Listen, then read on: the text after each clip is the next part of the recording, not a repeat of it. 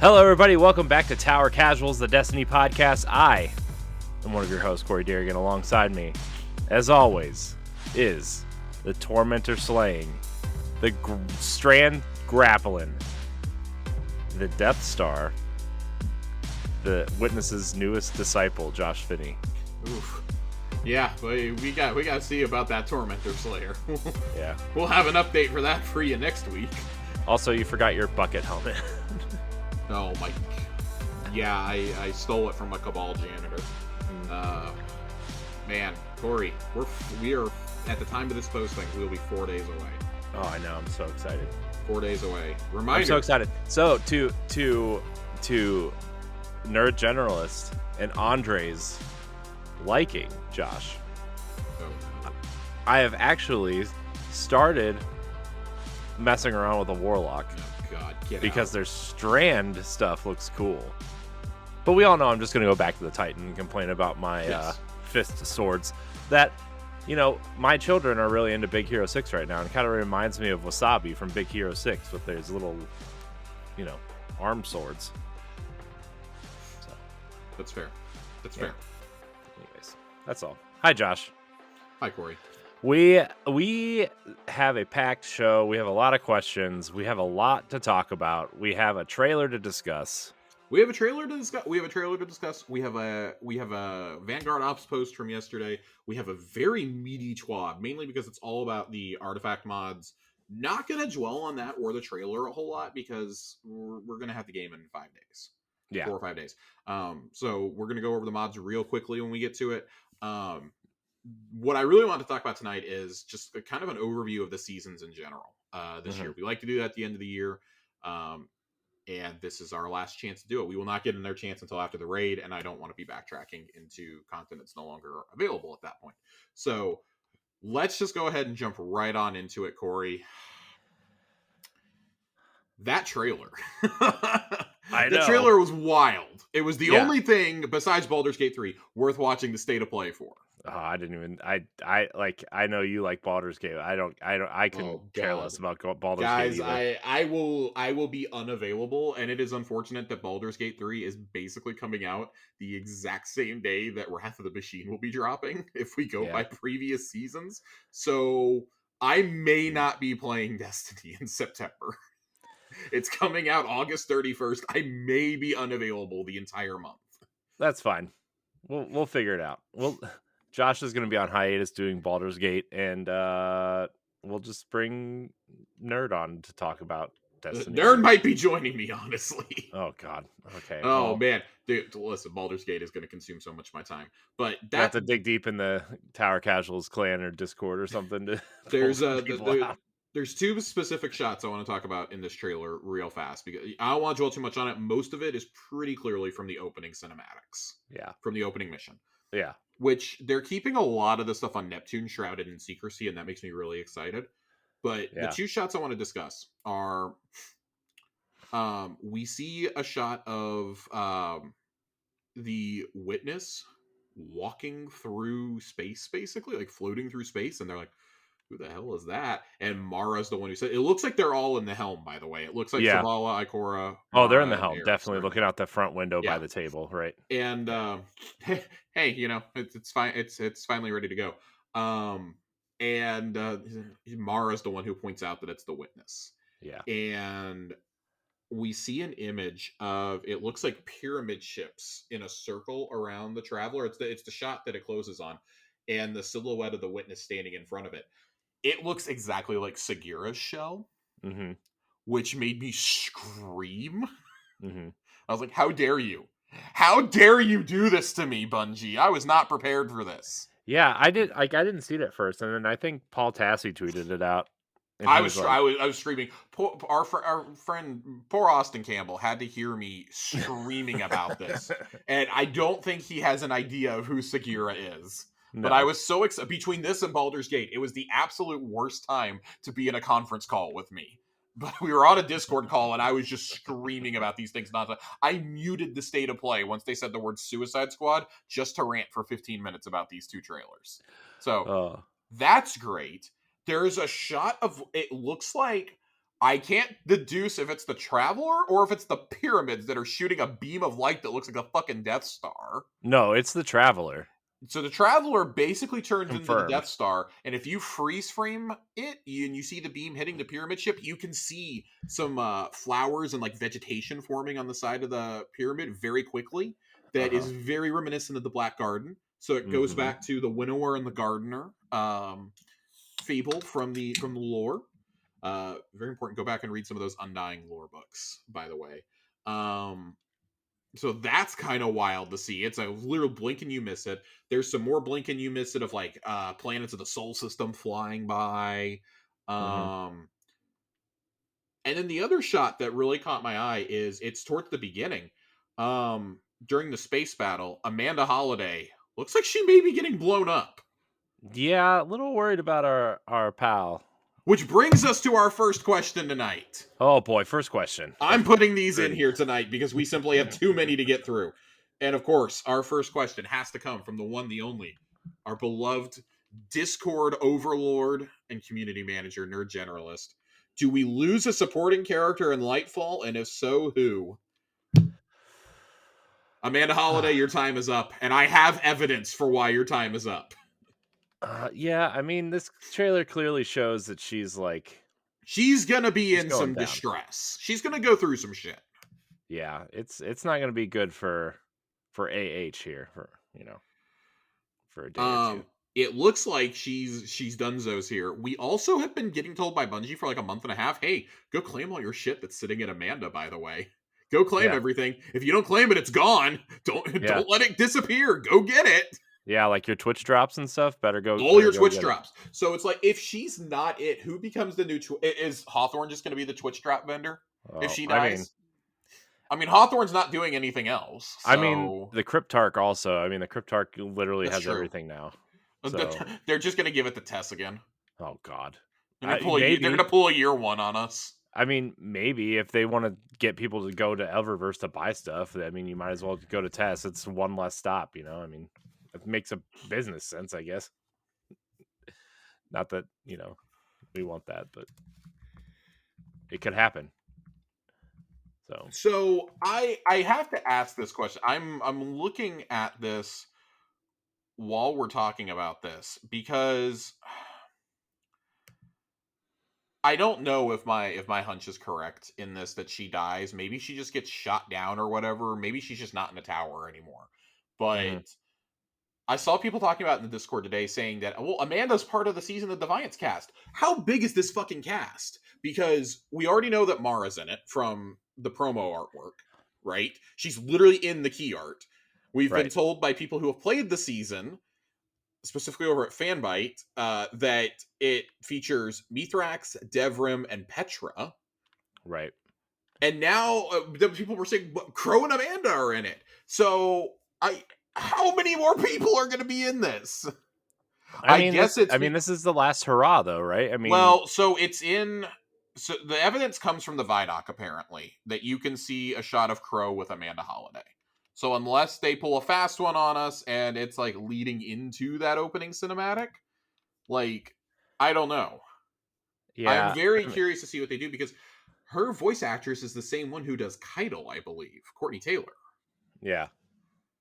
So why would you kill her off? ? But I guess that would be a way to kill off a longtime character, and it also being someone that does not affect the plot at all. She's so non-consequential, though, really, in the grand scheme of things. I feel like that would be such a, oh darn, the person that gives me my Twitch drops is gone. I mean, the last time she had any importance, I mean, in the lore, Kate and her and Crow all have history together, but that's not significant to the plot now at this point. No, it's not. So I don't know. And if it's the same voice actor that already plays someone else, who cares? I guess. I don't know. I feel like if you want it to mean something, you got to kill off somebody that's bigger than her. I do feel that we are approaching the end of Ikora. For a serious answer, I mean, I think Amanda, just based off the trailer that we got today, Yeah. And my joking evidence, but like in all seriousness, I do think that Ikora would be the character that would actually get the fan base upset. Yeah. Um, it feels like we've kind of stalled out on what you can do with her as a character. Like we're getting to that point because yes, she quote leads the investigation in Witch Queen, but it's really Eris and Mara who direct us to the final solution, to the final answer. Yeah, but they Um, just recast her, and I feel like if they were gonna kill her off, they would have recast her for like a year or a season, I guess. I don't Right? know. I honestly, I genuinely like have no idea at this point. Um, Yeah, I have no idea. I don't know. so I don't know. something else that we've seen is that Lance Reddick, supposedly like from some of the leaks that were floating around, some of the fake paste bins and stuff. I have no idea if it's real or not, but I saw it tweeted enough times over the last couple months that apparently Lance Reddick got like really emotional doing some of the dialogue for this next season. Yeah. Um, I don't think that Zavala. I think if Zavala goes, it's in final shape. Yeah, I think our favorite blue boy is safe. Here's the other thing. They just did upgrades to his vendor. I know. So he's safe, if only for that reason. Ikora, on the other hand, other than the new light stuff, doesn't have anything. You could replace her role in the tower with Crow. Just saying, for the new lights. Yeah. Um, I wonder, man, I'm wondering how much longer the tower is going to be around for Honestly, like dude, if the greatest surprise to me would be if they brought us back in Lightfall and the tower was gone. oh my gosh, that'd be I so. would be so relieved, Corey. I mean, it honestly seems like the helm is going to be where we're at, right? I mean, they've already sent it to Yeah. space. Now we're going to Neptune, right? I think it helps manage like player load times also by having a smaller area to go to with only your fire team. Right. I think that probably helps the server load a little bit. I don't know. I'm armchair developing, but irregardless, let's swing back to this trailer. Let's swing back to this trailer. Do we have anything else? Any other thoughts? We've got the gist of it. You're Yeah, invading I mean, Neptune. We get it. I think the trailer was cool. I like that they're all in the helm together. Yeah. I like seeing all the characters together. It's like that scene that we saw in Witch Queen's campaign where it was like, oh Mhm. shit, it's like our Avengers moment. Like everyone's in Yeah. Zavala's office, and it was everyone that like mattered in the seasons. Yeah. That was a really cool little twist. We talk about scenes we love in the with the cast together. The one from Season of the Seraph in Zavala's office, where even though Keitel and Mithrax don't talk, them still being there is an important enough scene. Yeah. Like we have a united front between humanity, Awoken, the Elixni, and the Cabal right now. The Cabal Yeah. defectors. I give me a Vex Goblin controlled by Asher Mir. It's all we need now, Bungie. Come on. That would Oh be cool. That would be cool if you could have companions at some point like that. Um, I think that would be yeah. super cool. Mm, I like having a companion, I'm especially I'm if you I'm play by still out yourself. on it. I'm still out on it. I think especially if you play by yourself and maybe you Yeah. deactivate them in raids and stuff, but like I think it would be super cool to have a companion to run through the campaign with or something. I don't know. Also, I have one question about this Yes. trailer Yes. before we move on. That scene, and it's been in other trailers before too, but I kind of just it really hit me today. Osiris is looking upon Neomuna, right? And he Mhm. turns around. Are his eyes red, or is that just his helmet getting glare I off? think that's just his helmet. Because I'm rewatching the trailer now, and like he turns so fast that I just can't tell. I genuinely think like because if you do possession again with him, that's the most recycled ass story beat I can think of. Yeah. Like he just spent a full year possessed. I get that we brought him back with Nesquik, but still. Like, come on, we got to stop this bullshit of Osiris. It also like from other images and trailers that we've seen, it really looks like he's a vendor on Neomuna. Yeah. I really So like the Cloud Striders, by the way. I think Ronan looks awesome. yeah, dude. What was it? Nerd Generalist was like, friendship with the Traveler ended. Friendship with Ronan has begun. Yeah. Also, I laughed heartily. also, there's a scene in this trailer that we didn't address either. of it's the OG Titan flying in on a ship, but then you just see the ghost separate into like 7 or 8 pieces. Oh my god, I can't believe. Yeah. So somebody was like, "Oh my god, is our ghost getting Thanos?" And I was like, honestly, like if they took away Ghost for most of the campaign and we had to like do it with a Puka, that would be kind of dope. Because like I do it. Every I'm trailer seems to show a scene where our character gets the void light sucked out of them yeah. by a tormentor. I'm almost wondering if they make us do at least a handful of missions with only Strand and Stasis. I'm wondering, I'm starting to wonder if at the end of whatever all this happens to end, if the ghosts are just going to go away, if the traveler is going to explode and the light really doesn't exist in the way we know it anymore. Like, what's the purpose of the ghost? You know? Yeah, I'm a little curious too to see what's going to happen. Either way, this campaign clearly has some massive consequences. Their whole tagline has been "Our end begins." And Yeah. remember, Lightfall was originally supposed to be the final installment, Right. and then they split it in two because it was just too much story. So Yeah. we'll see what happens here. I'm See how badly we get our asses beat this time. My biggest question is if these seasons, if the final shape campaign is the final story element, or if there's 4 seasons after that that I mean, continue. there's going to be seasons after. I Well, think it's a I know question of, that. is it going I to be 4 seasons or is it going to be 2 expansion passes? Yeah. Oh, man. Um, oh yeah, you ready for Curse of Osiris 2, Electric Boogaloo?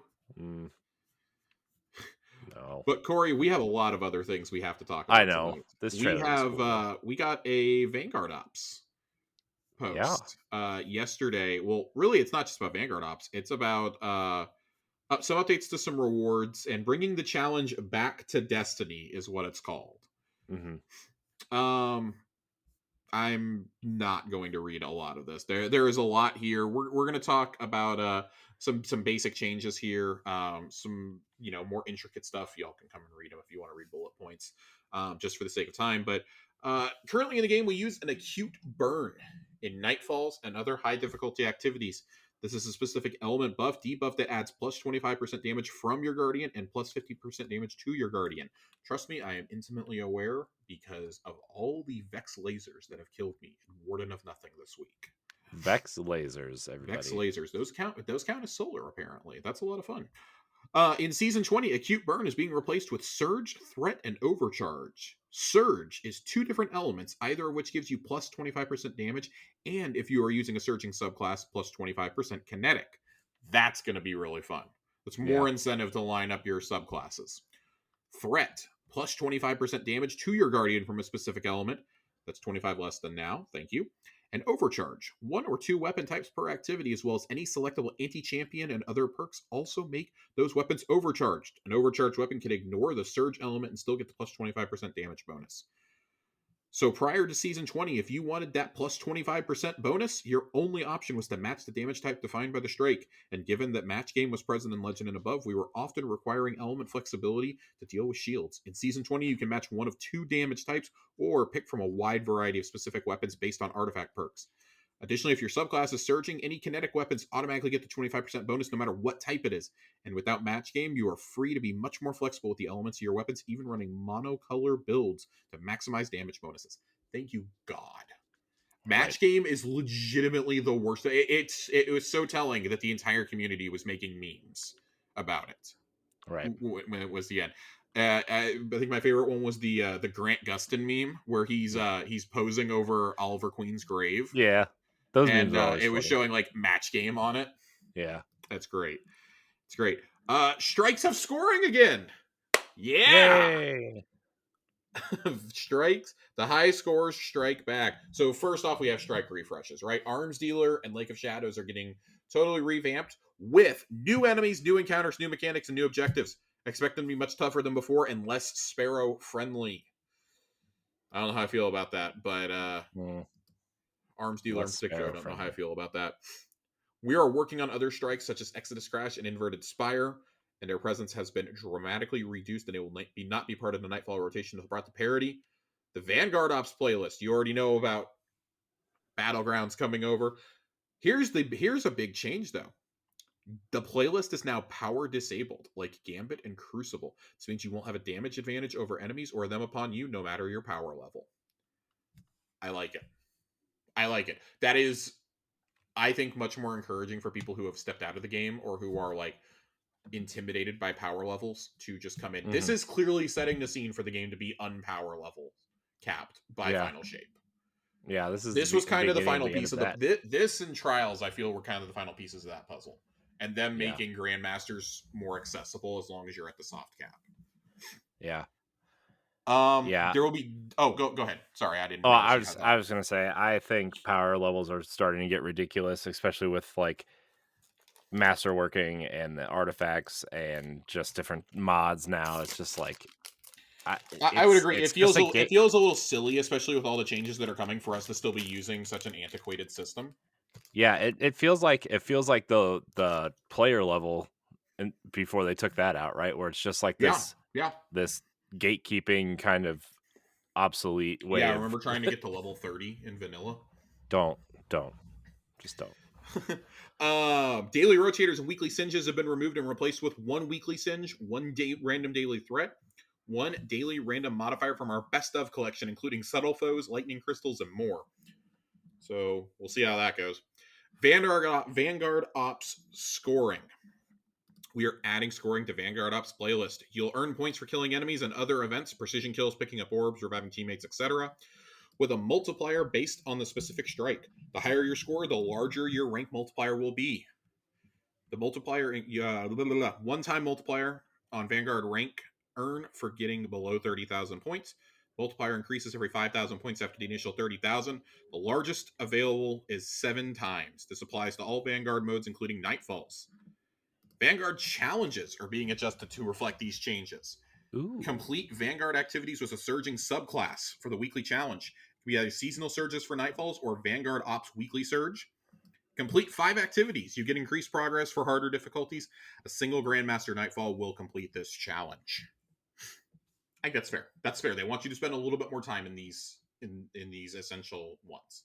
I don't think asking you to do 5 activities is the end of the world. Right. Nightfalls are dark and full of terrors. I love a good Game of Thrones reference. We already know Battlegrounds are going to become the Nightfall playlist. Nightfalls, though. 2 surges available. Threats dependent on the featured Nightfall. 1 featured overcharge weapon.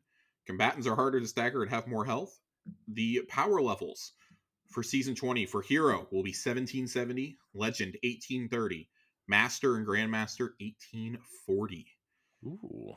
The power disadvantages. There are power disadvantages on every level now. Hero is -5, Legend -15, Master -20, and Grandmaster -25. Maximum effectiveness targets for each of these. Hero 1765, Legend 1815, Grandmaster 1815, and Master 1820. The Nightfall Weekly Challenge now requires you to attain 200,000 points across multiple Nightfall runs, rather than the 100,000 points in a single run. Thank fucking God. I cannot tell you how many of these, even on Legend, were slightly ridiculous trying to hit that 100k. Right. It got completely silly. Master Raids and Dungeons are also getting the Power Delta adjustment. 1 overcharged weapon, 2 surges, no threat modifier. Combatants do not have increased health or increased stagger resistance.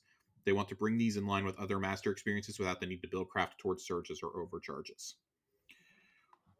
We all in Master Raids, we've also tuned enemy health pools so if you completely ignore elemental build crafting, you'll experience day 1 raid-like combat difficulty. After that, you can choose elemental or overcharge bonuses to make it easier. Additionally, the threat modifier is turned off in raids and dungeons, so enemies won't be doing more damage than on day 1. That's fucking wild. But again, these are changes that the community has wanted. Just give us permanent contest mode now. Right.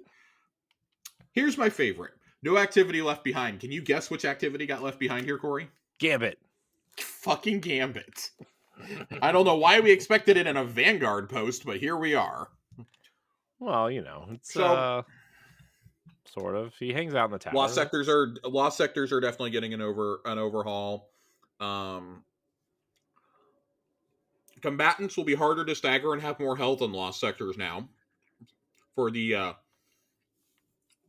for Lost Sectors. About available in Legend and Master difficulties, Lost Sectors feature plus 20 combat delta rather than minus 15 or minus 20. Yay. We will be monitoring completion rates and times during Season 20 to see if exotic Ingram drop rates need to be adjusted. Spoiler alert, they do. There will be additional paths to acquiring Lightfall exotic armor that you can discover on the 28th of February. Can I get the stuff I've been trying to get for a year first? Nope. Can I just They're log just in gonna and make have you mad Gear about Falcons? stuff. Can I have Gear Falcons just waiting for me? I mean, Please. they did give us Caress of the Falling Star at the beginning of That was still Wonder. like a year and a half later. I know, but they did give it There to us. need to be paths to get these. Like, there are legitimately things that came out in Chosen, like Falling Star, that you still can only get through Legend Lost Sectors. And let me tell you something, when you do like 20 or 30 of these suckers without getting the thing you're trying to get dropped, it's really aggravating. Like, I there know. needs to be a let me use my spoils or something at the end. I don't know. Yeah. There needs to be something to get a guarantee. What if there's a Lost Sector currency that you could get if you run Lost I'd Sectors? fucking scream. I don't want any more currencies in this game. Just up the spoils of conquest. The spoils of conquest and just let me use them here. Problem solved. Okay. I'm just saying, like, make it to where I only get 3 per legend completion, or you can only earn a certain amount from Lost Sectors in a week or something. I don't know. Yeah. Like, put some sort of cap on it so it doesn't like make everything artificial. But there's gotta be something. Yeah. There's gotta be something. Agree. Like, if you run 3 Legend Lost Sectors in a day, you're guaranteed an exotic Ingram that has that particular thing in it. So, like, if it's chest day, you're guaranteed an exotic chest Ingram. I don't know. There's got to be a better way for this. Like, there's no excuse for exotics that came into the game 2 years ago to not be sold through Xur or to be in the loot pool anymore. There's zero excuse. Yeah. Anything that came out in the year of Beyond Light should be accessible now. Yeah. No, I agree. So that's my spiel and my rant. Like, Lost Sectors desperately need some love, and this is going to help a little bit, but they're gonna need some more love. They're upping the difficulties on Nightmare, Empire Hunts, and Campaign weekly missions. I think it's hilarious. -5, -15, and -20 power levels, respectively, for Hero, Legend, and Master. Again, overcharged, weekly surges, etc. Dares of Eternity and Wellspring are getting this also. 2 terrible activities are also getting hit with this. Nice. 2 rotating overcharged weapons, weekly rotating surge, 1 threat. Combatants are harder to stagger and have more health. And so this is in Legend and Master difficulty in Dares and Wellspring, respectfully. Extinguish has been turned on for Master Wellspring, by the way. Good luck with that one. Yeah. I think it was already a thing, though, because I'm pretty sure when I did my Master Wellspring runs for my Gumshoe Seal, I'm pretty sure we wiped and went back to orbit. Yeah. I'm pretty certain it's already been there. And teams can now wipe on a time limit if an objective has failed. Seasonal Battlegrounds, going to be the same thing it was this season. It will be the same weekly surge as the Vanguard Ops playlist. Rotating threats, no overcharged weapons. Combatants have reduced health scaling and regular stagger resistance. Whew. We're almost done with this post. Now we got to talk about rewards, because there's just not a whole lot of things. A funny thing happens when you work 6 months ahead and also need to write blog posts. Sometimes you miss some of the elements to help with player understanding. Rewards is one of these. We did a balance pass on Nightfall and Lost Sector rewards. Starting with Lightfall, the new material reward structure looks like this. Hero Nightfall. 1 enhancement prism and a medium chance at 1 more. 2 enhancement cores and a medium chance of 1 more. Legend Nightfalls, small chance of 1 Ascendant Shard. 2 enhancement prisms and a medium chance of up to 2 more. Master Nightfalls, 1 Ascendant Shard and a small chance of 1 more. 2 enhancement prisms and a medium chance of up to 2 more. And Grandmaster Nightfalls, 1 Ascendant Shard and a high chance of 1 more. 4 enhancement prisms and a medium chance of up to 2 more. They're going to get really generous with these things. I'm going to need them to start letting me carry more than 10 and 50, respectfully. Yeah. If you're going to be this generous with them. And then Lost Sectors have also gotten a similar pass. 2 enhancement cores, medium chance of 1 more, and 1 enhancement prism and a small chance of 1 more for Legend Lost Sectors. And then Master is 2 cores, chance at one more, and 1 prism and a chance at 1 more. Fine by me. Whatever. Nothing about exotic armor. I need you guys to up the exotic armor drops. That's the problem. Nobody's playing this thing. Oh, I'm not getting enough cores. No! Where is my exotic armor at? This is unbelievable. This is absolutely unbelievable. I don't think there's really much else to say in terms of difficulty. It's all pretty self-explanatory. If you're confused by the wording, I know it's a lot of reciting off the same thing. Go read the blog post. This is one of the ones where I really encourage you, just go read it if you're having trouble understanding this. It took me a pass or two to be like, well, what the hell? But I don't think it's actually that different from what we have now. It's a lot of words to say, not much is changing in terms of difficulty. We bumped the difficulty up a little bit, and we changed the way you're going to interact with a couple of weapons on harder difficulties. The end. Yeah. I do have to say, though, Josh, the other day, speaking of exotic armor, yes, I got the most worthless Helm of Saint 14 I've ever received. Not that I need one, but like... Oh, yeah?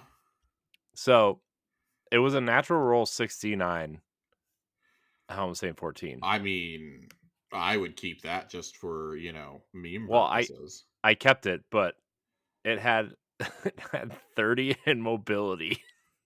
Oh, yeah, for a Titan, that is pretty useless. And what was the other? I think it was grenades. It had like 19 or something. But it was but I was like, if this was strength and recovery, I would have kept it in a heartbeat. But like now, it's just sitting in my vault. That's fair. That's like a dream stat roll for a hunter, though. I feel. Yeah. But Helm of Saint 14 that's used in a bubble and you're stationary, what the hell do you need 30 mobility for? That is a good question. You know what else is good, Corey? What's good, Josh? Tell me things. Some of these crucible changes that we're getting next season in the TWAB. Ooh. Tell me about the crucible changes, Josh. Tell me more. Yeah, I'm ready to talk about these crucible changes. Does he have a car? Quality of life change is coming in season 20. He has a car. It's I don't know if it's going to be a good ride, but it's going to be a little bumpy. Placement changes. You can now place in Platinum Division after your initial placement series if you were Adept or Ascendant in the previous season. Ooh. So for our friend Dealer, you get to place in Platinum right away. That should be a lot of fun for you. Because he did.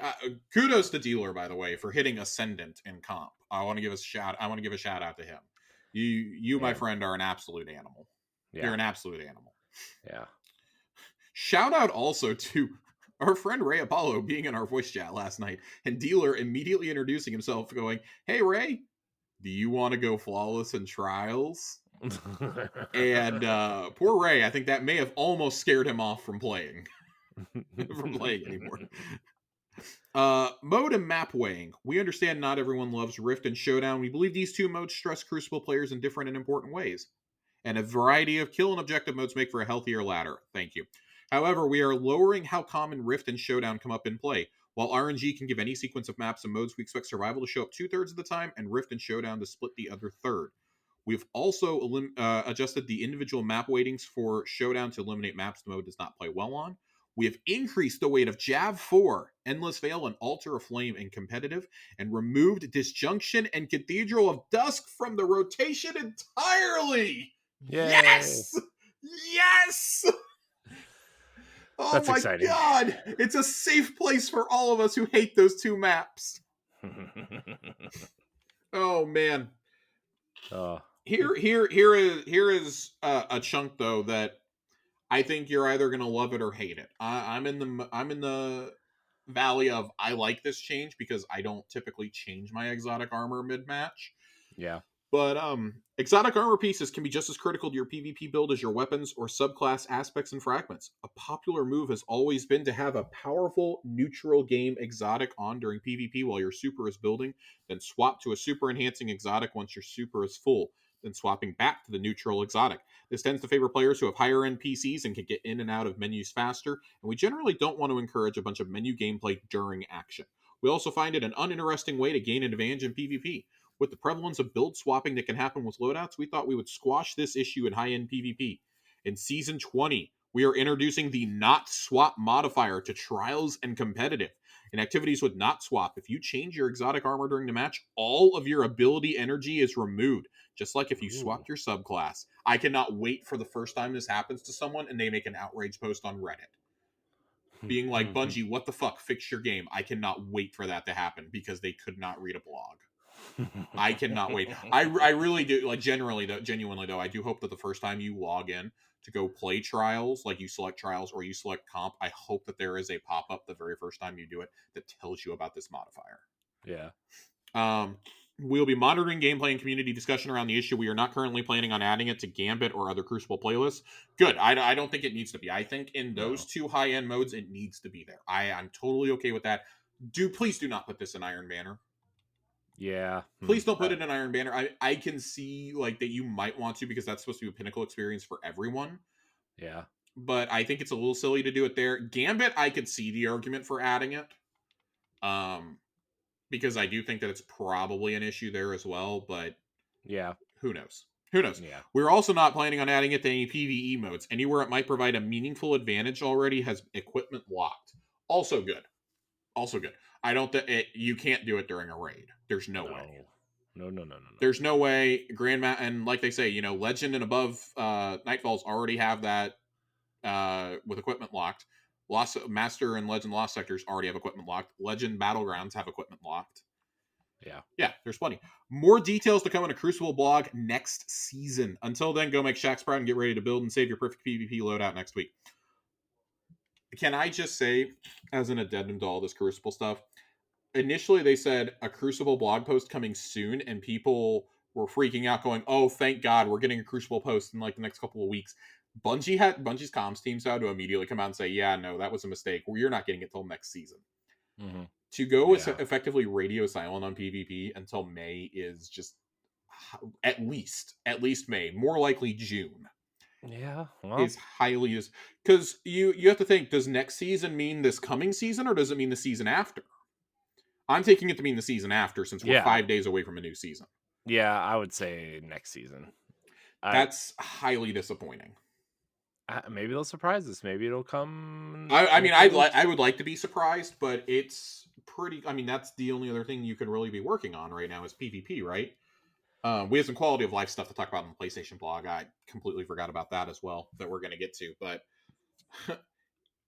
let's talk about the big kahuna here. Let's do it. And that is the passive artifact.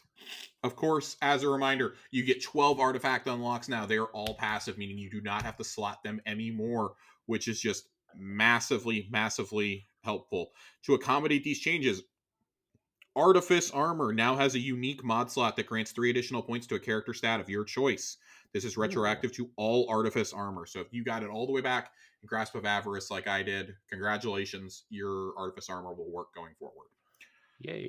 You can reset the artifact at no cost any amount of times. I assume once you've hit all 12 perks. Very interested to see how that is. I really hope that you unlock the artifact mods just as quickly as you can now if you unlock 12. If not a little bit faster with how important they're going to be to build crafting. One other thing here that I really, really like. The anti-champion weapons featured on the artifact can also be overcharged in higher difficulty activities. That one caught my eye because that's actually going to be really, really useful. Yeah. Sorry, my computer is like freaking out right now. That's fine. I was trying to find the definition of overcharged. Overcharged weapon, as a reminder, deals 25% more damage. So if you're gonna be able to increase that, that is very exciting. That would be nice. Very exciting. And as a reminder, that also works with kinetic weapons. So yeah, it's gonna be a little spicy. Some of the mods coming. Let's talk about this. The Ascendant Scepter is the name of the artifact. That's kind of bitchin'. It's kind of a cool. Can I wield the Ascendant Scepter? Can I get the Hammer of Proving finally? Can we just get like cool big, like? There's no reason you can't give me a scepter. I have a glaive already. How Yeah. different is a scepter from a glaive, really? I I'm mean, going I don't stab think it no is. matter It what. might be one-handed instead of two-handed. I That's mean, I'm okay with that. yeah. Let me have that in a sidearm at the same time. Have you heard of dual wielding? I have. I have played the critically acclaimed masterpiece from Bungie Studios, Halo 2. Man, dual wielding. Remember how big Column of a one deal on that was? column one on the artifact mod, of course, is all of our anti-champion weapons. We have anti-barrier sidearm and anti-barrier pulse rifle. We have overload bows. We have automatics overload, which is your auto rifles and your SMGs. And then you have unstoppable scout rifle. Very excited for all. I think those are all great choices. All great. Yeah.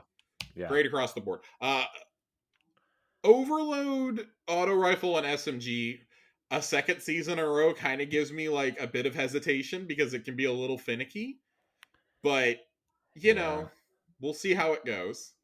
The second column, we have a new thing called authorized mods.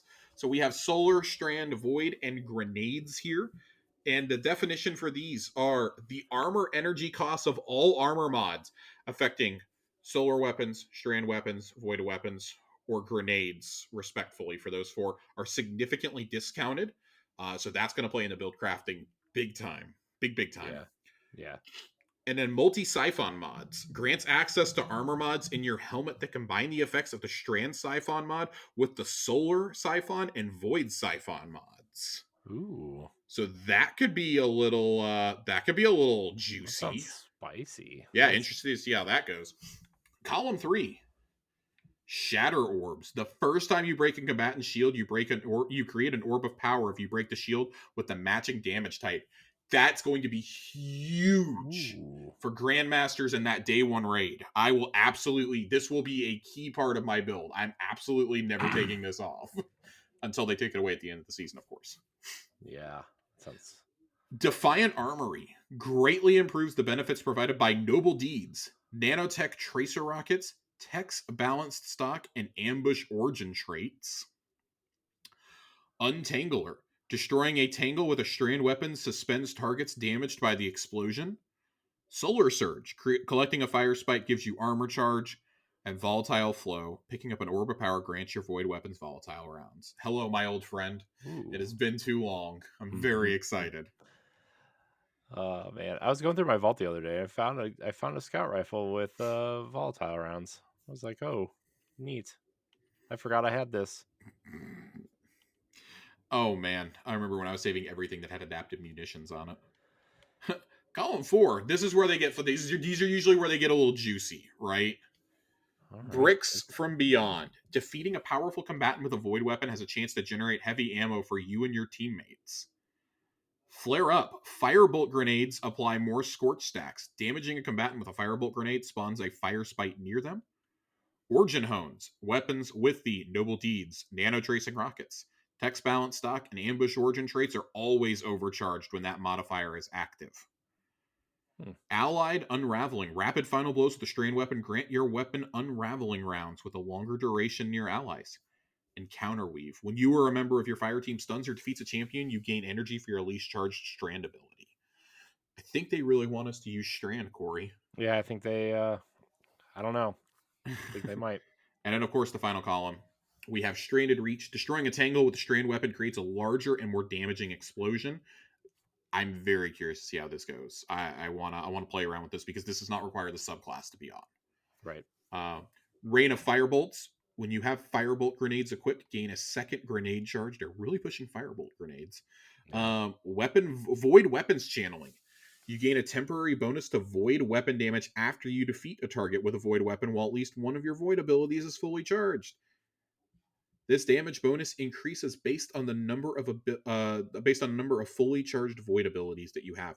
I do wonder if this will work with the Hunter's Invis dodge. If it does, this is super broken. Yeah. I really want to know because this with Omnioculus could be wild. Sounds. I'm very excited for this. Here we go. We all know how much I love glaives here. This is a mod that I think, just from looking at it right away, is made for myself and A1 Johnny. Medieval Champion. Glaives you wield fire a powerful explosive payload that stuns unshielded champions, strong Hmm. against unstoppable champions. Additionally, glaives are always overcharged when that modifier is active. Landing consecutive hits with a sword disrupts combatants, stunning them, delaying an ability energy regeneration, and lowering combatant damage output. Strong against overload champions. Additionally, swords are always overcharged when that modifier is active. Never taking it off. Never taking it off, boys and girls. Never. It's Yeah, never happening. that sounds so cool. I have three crafted glaives sitting in my inventory ready to go for the Lightfall campaign. It is a race to unlock this as quickly as possible for me. Ooh, that sounds Here so we good. go. And here is what I like. This is also going to be one that I think everybody will be running on day one. Prismatic Transfer. When you cast your super, each member of your fire team with a subclass damage type different than yours gains a bonus to weapon damage. Ooh. How many people are going to be told we need you to sacrifice your DPS to run Fists of Havoc so that the rest of us can get bonuses to our damage? Yeah. Or I only mean, one person is allowed to be on Void, or so like the Bubble Titan is all that's allowed to be on Void. All of us have to get yeah, off Void. yeah. Mm, that's Well, I fine. mean, well also would work in that instance, I think. Yeah. There's a lot of very funny scenarios, I think, that we can have play out here. How many times does this stack is what I want to know. Because you could have this stack up 3 or 4 times. Yeah. This is Mm. going to be, again, when we talk about the race to unlock mods, I may have to go stock up bounties this week, Corey. I wasn't planning to. I may have to get to this in Medieval Champion as quickly as possible. Yeah. Is that still works though, right? The stacking bounty still works. That still works, right? Yeah. Okay. I As long as you're not using seasonal ones, yeah. Yeah. Okay. Yeah, so if you can pick it up in the helm, it's useless. I'm always worried about doing that because there was one season where they messed around with that and said you couldn't stack bounties, and then everybody got mad, but they still did it. So you could stack bounties, it's just they were removing and changing up several bounties, so they basically are like your mileage may vary. Yeah. Um, I'm just gonna relish that this is probably the last season I'll be able to get away with storing 7 trials Ingrams on my character going into an expansion. That's probably true. Again, I'm running straight to the tower, and I'm buying that fucking chest piece that I missed out on from year 1. Yeah. Still upset that I don't have it, so I'm getting it. I'm gonna get it now. New ways to defeat champions. We talked about some of these a couple weeks ago. We now know the strand abilities that are going to play into it. So, as a reminder, how to stun champions: exotic with an anti-champion intrinsic perk such as Ariana's Vow, Divinity, or Leviathan's Breath. You can use weapons that have an anti-champion artifact perk such as Overload, Auto Overload, and Overload Bow, Anti-Barrier Sidearm, etc. You can use the following subclass verb and status effects: Barrier Champions, Radiant, Volatile Rounds, and Unraveling Rounds. So that's that's pretty clearly the strand one. Overload Champions, Jolt, Suppression, and Slow. Unstop Champions, Ignite, Blind, Shatter, and Suspend. Hmm. These verbs work no matter how they are triggered. 2 examples. If you're Radiant because a Solar Hunter used an acrobatic dodge near you, you will shoot anti-barrier rounds until Radiant wears off. Holy shit.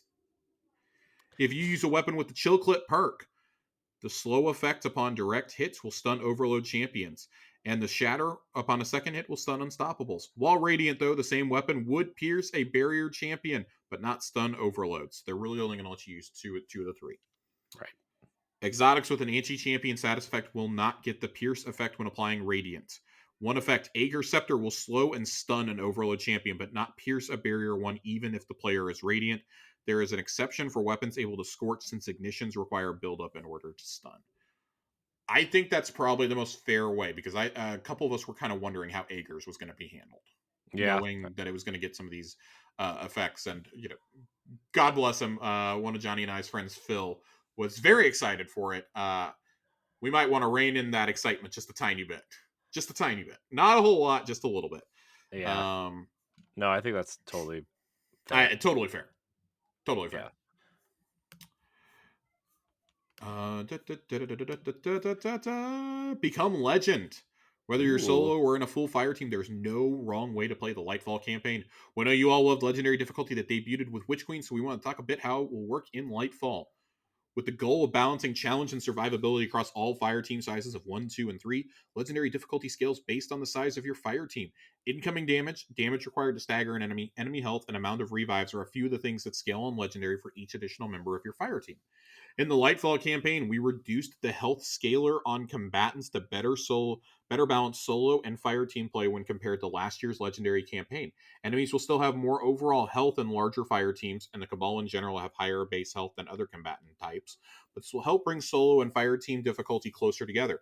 Additionally, the damage required to stagger combatants is reduced during the Lightfall campaign. So, very, very curious to see how this plays out. I think there were a few instances where the Legendary campaign was genuinely a challenge. Yeah. I specifically think of the room with the vestige of Riven that you fight, Oh God. and Yeah. in the Savathun fight. I Yeah. would also argue when you're raiding that circular prison style room. Yeah. That was one of the biggest challenges for us when we were doing Yeah, it because I we think ended up that doing it all later. three of those were pretty rough on day one. Hmm. In fact, I did it with Nerd Generalist and our buddy Joe Wilson, and we got all the way to Savathun on the first day, and we were fighting Savathun, and we finally had to just call it and take a break for the night and come back. We came back first thing in the morning and crushed it, Yeah. but we had to just take a break because we were getting so beat down in the second section Right. Yeah. That. of that fight. We got past the first half, and then we were just getting our asses beat from here to Sunday on that second area until we could figure out how to do it. It was doing enough damage was our problem. Right. And generating enough heavy. So still curious to see what our meta is going to be for damage. We still don't know.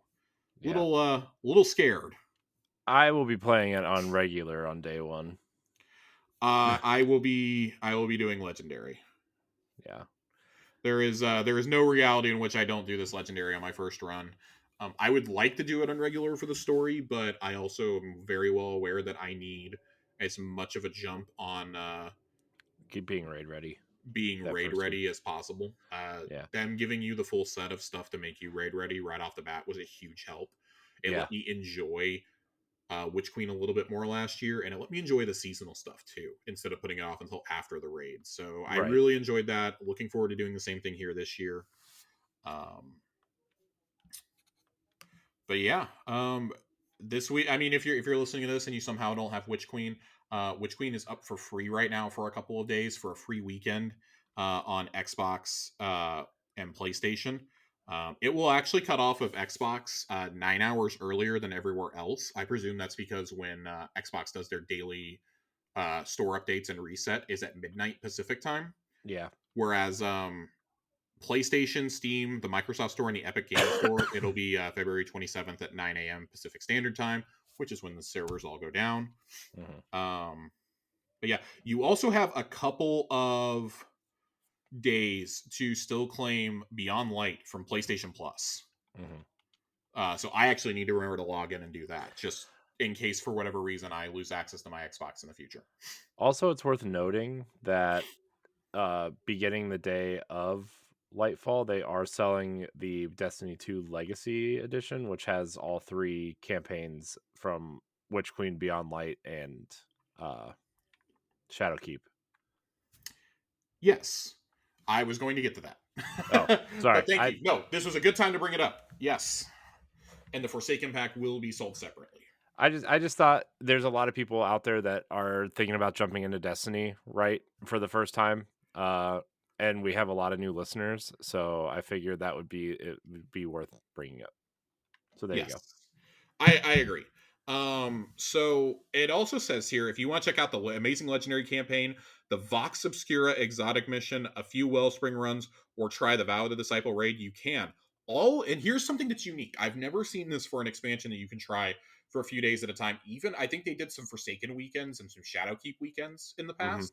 They've never quite done it this way, though. All the loot you earn is yours to keep, and you don't have to download any additional content. The Witch Queen Standard Edition will just unlock on your installed game. So, because it's just a key. Yeah. It's just a key is all it is. Right?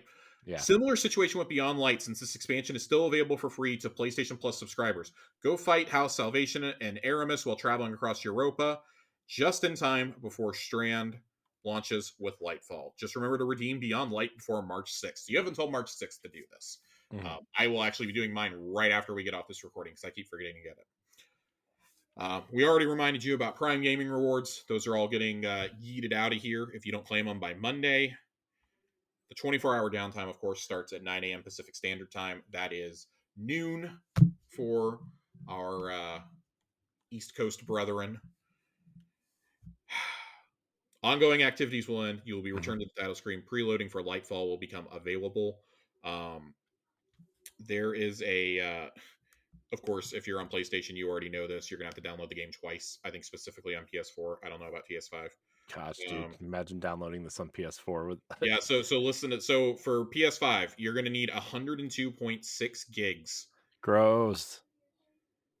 On Xbox Series X and S, the size of Lightfall will be 108.59 gigabytes. Oh, double gross.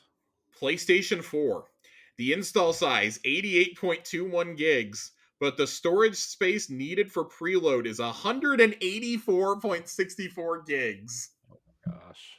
Holy shit, it gets worse, Corey. Oh, Steam, no. install size 102.6 gigs, needed for preload 233.2. Epic Games, basically the exact same thing. Same with the Microsoft Store. And then Xbox One is 89.21 for both. That is fucking wild. When you compare that, the file size for Destiny 1 is 50 gigs on Xbox One. Yeah. It's 18 or it's 16 gigs on Xbox 360. That's still here in the exact same thing. Jeez. That's wild to think about. So everyone have fun with that.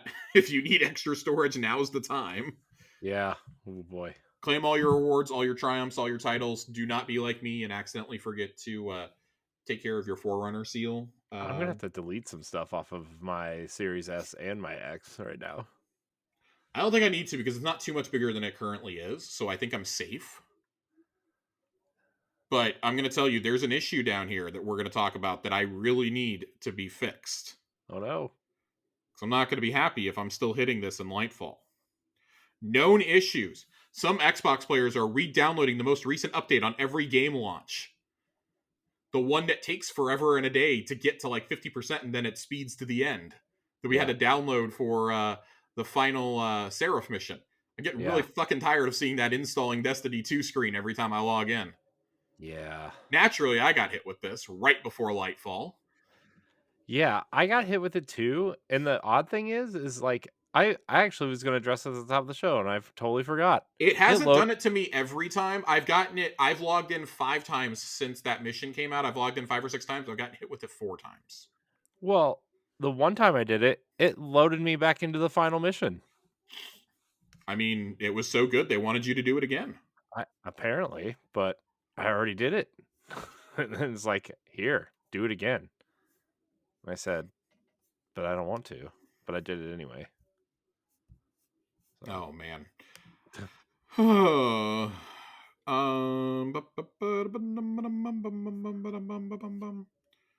I think that's going to actually do it for us here. I think that's it. That's it. Is that really it? That's really it. That is it for the TWAB today. We do have a quality of life change post, however, from the PlayStation blog. I have not read this, so I'm gonna like scan this real fast because I think it talks about build crafting, mod customization. Yeah, oh, it's just about this. Okay, we don't really have to worry about any of this. Loadouts, we've already talked about loadouts plenty on this show. Guardian ranks. Guardian ranks is addressed here. Kind of curious to talk about Guardian ranks a little bit. Let me see if there's anything new. No, we have definitely read exactly what is here in a TWAB before. Cool. I'm not even joking. Like, there are word for word paragraphs directly from TWABs. Great. That's what I like to hear. Fantastic. I love hearing that. Besides, that gives us more time for our final topic tonight before we get into listener questions and a final lore corner to cap off the year of Witch Queen. This is so weird. the last Witch Queen episode. Let's talk about these seasons for a minute. We've waxed poetic enough on Witch Queen and on the campaign and everything at the end of last year. We're not going to revisit that yet again. It's the best campaign by far. Go play it. Yeah. I want to take a minute to talk about seasons. I want to rank the seasons first off. I want to rank the activities from said seasons. And we're going to talk about the loot pools very briefly while we're ranking these seasons. So, as a reminder, we had Season of the Risen, we had Season of the Haunted, we had Season of the Plunder, or Blunder, however you want to look at it, and Season of the Seraph. Out of these four, Corey, how would you rank them from least to best? Oh, man. So I'm putting you on the spot. I'm actually not that big of a fan of this season's kind of event stuff, but I love the story of this season. I would actually say Risen, Seraph. Risen as the worst. No, Risen is the best. Okay, I was saying let's go from worst to best. Worst to best. All so right. Fourth place. Fourth place would be Haunted. Okay, I think fair. Close, very close to Plunder. I actually thought like the beginning of that season was fun and whimsical and kind of like pirates, right? Like that whole thing was like that's fair. Very cool. And then Seraph, probably the best story out of all the seasons. Yep. But I think the best overall season was Risen. I think just the event was, or the events were fun. The story was really fun. The weapons are great. Like overall, I just think Risen is probably the best of the year by far. Yeah, I'm gonna go in a slightly not too far, slightly different direction. I gotta put Plunder at the bottom. That's fair. I gotta do it. It hurts because I was really jazzed for a pirate season, and I still really like Catch Crash. I'll get into this more when we rank the activities of the seasons after this, but I just think it had two activities that I think for a lot of people, after you did like a dozen Catch Crashes, you were probably done. Mm-hmm. You were probably That's over it. Felt. The expeditions were fine, but if you were doing it with friends, it was way better than doing it with random groups. I definitely think that was a bit of a problem, but also most of us remember just the absolutely jarring experience that was trying to get that fucking title done. Yeah. Well, I still think about ruffians in my nightmares. But for me, it had by far the weakest loot pool. By far. There are two weapons worth getting out of it that I can think of off the top of my head, and that's Brigand's Law, the sidearm, and Tarnished Metal, the scout rifle. Yeah. You can make a case for that stasis shotgun. I actually like that in some situations. The other three weapons utterly and completely forgettable as far as but I feel like there are better weapons than the best weapons from that season anyway. There are, but man, that sidearm's pretty fucking good. Yeah. I run that thing with Volt Shot, and now I will say though, after getting Ikelos SMG back, that sidearm hasn't been used nearly as much, but that scout rifle is going to get a lot of use going into this next expansion. Yeah, I kept a scout. Very, very, very happy for that. And I mean, honestly, the story is the weakest. It's the weakest story of the bunch, far and away. Which is crazy because it actually had like the most promise of being like continuing Aramis's story, right? Like I actually, the promise of that story was cool. Like Spider's still here, and rebuilding the Elixni Quarter. Like it had the most promise. It just, I don't know what happened. Yeah, not only that, but I think what we're all going to remember from that isn't just the letdown of the Aramis stuff. It's going to overshadow how much I think a lot of us really like the character of Ido. Yeah. And her and Mithrax's interactions by the absolute letdown of the Nezarec plot line. Oh, yeah. Now, I said it then, I'm going to say it again as we head into Lightfall. Things can retroactively be made better. There was a point to the bullshit we did in Worthy, and it didn't play out until Seraph. I would remind us to keep that in mind. That is, like, to me, universally the absolute worst season we've ever gotten of Destiny.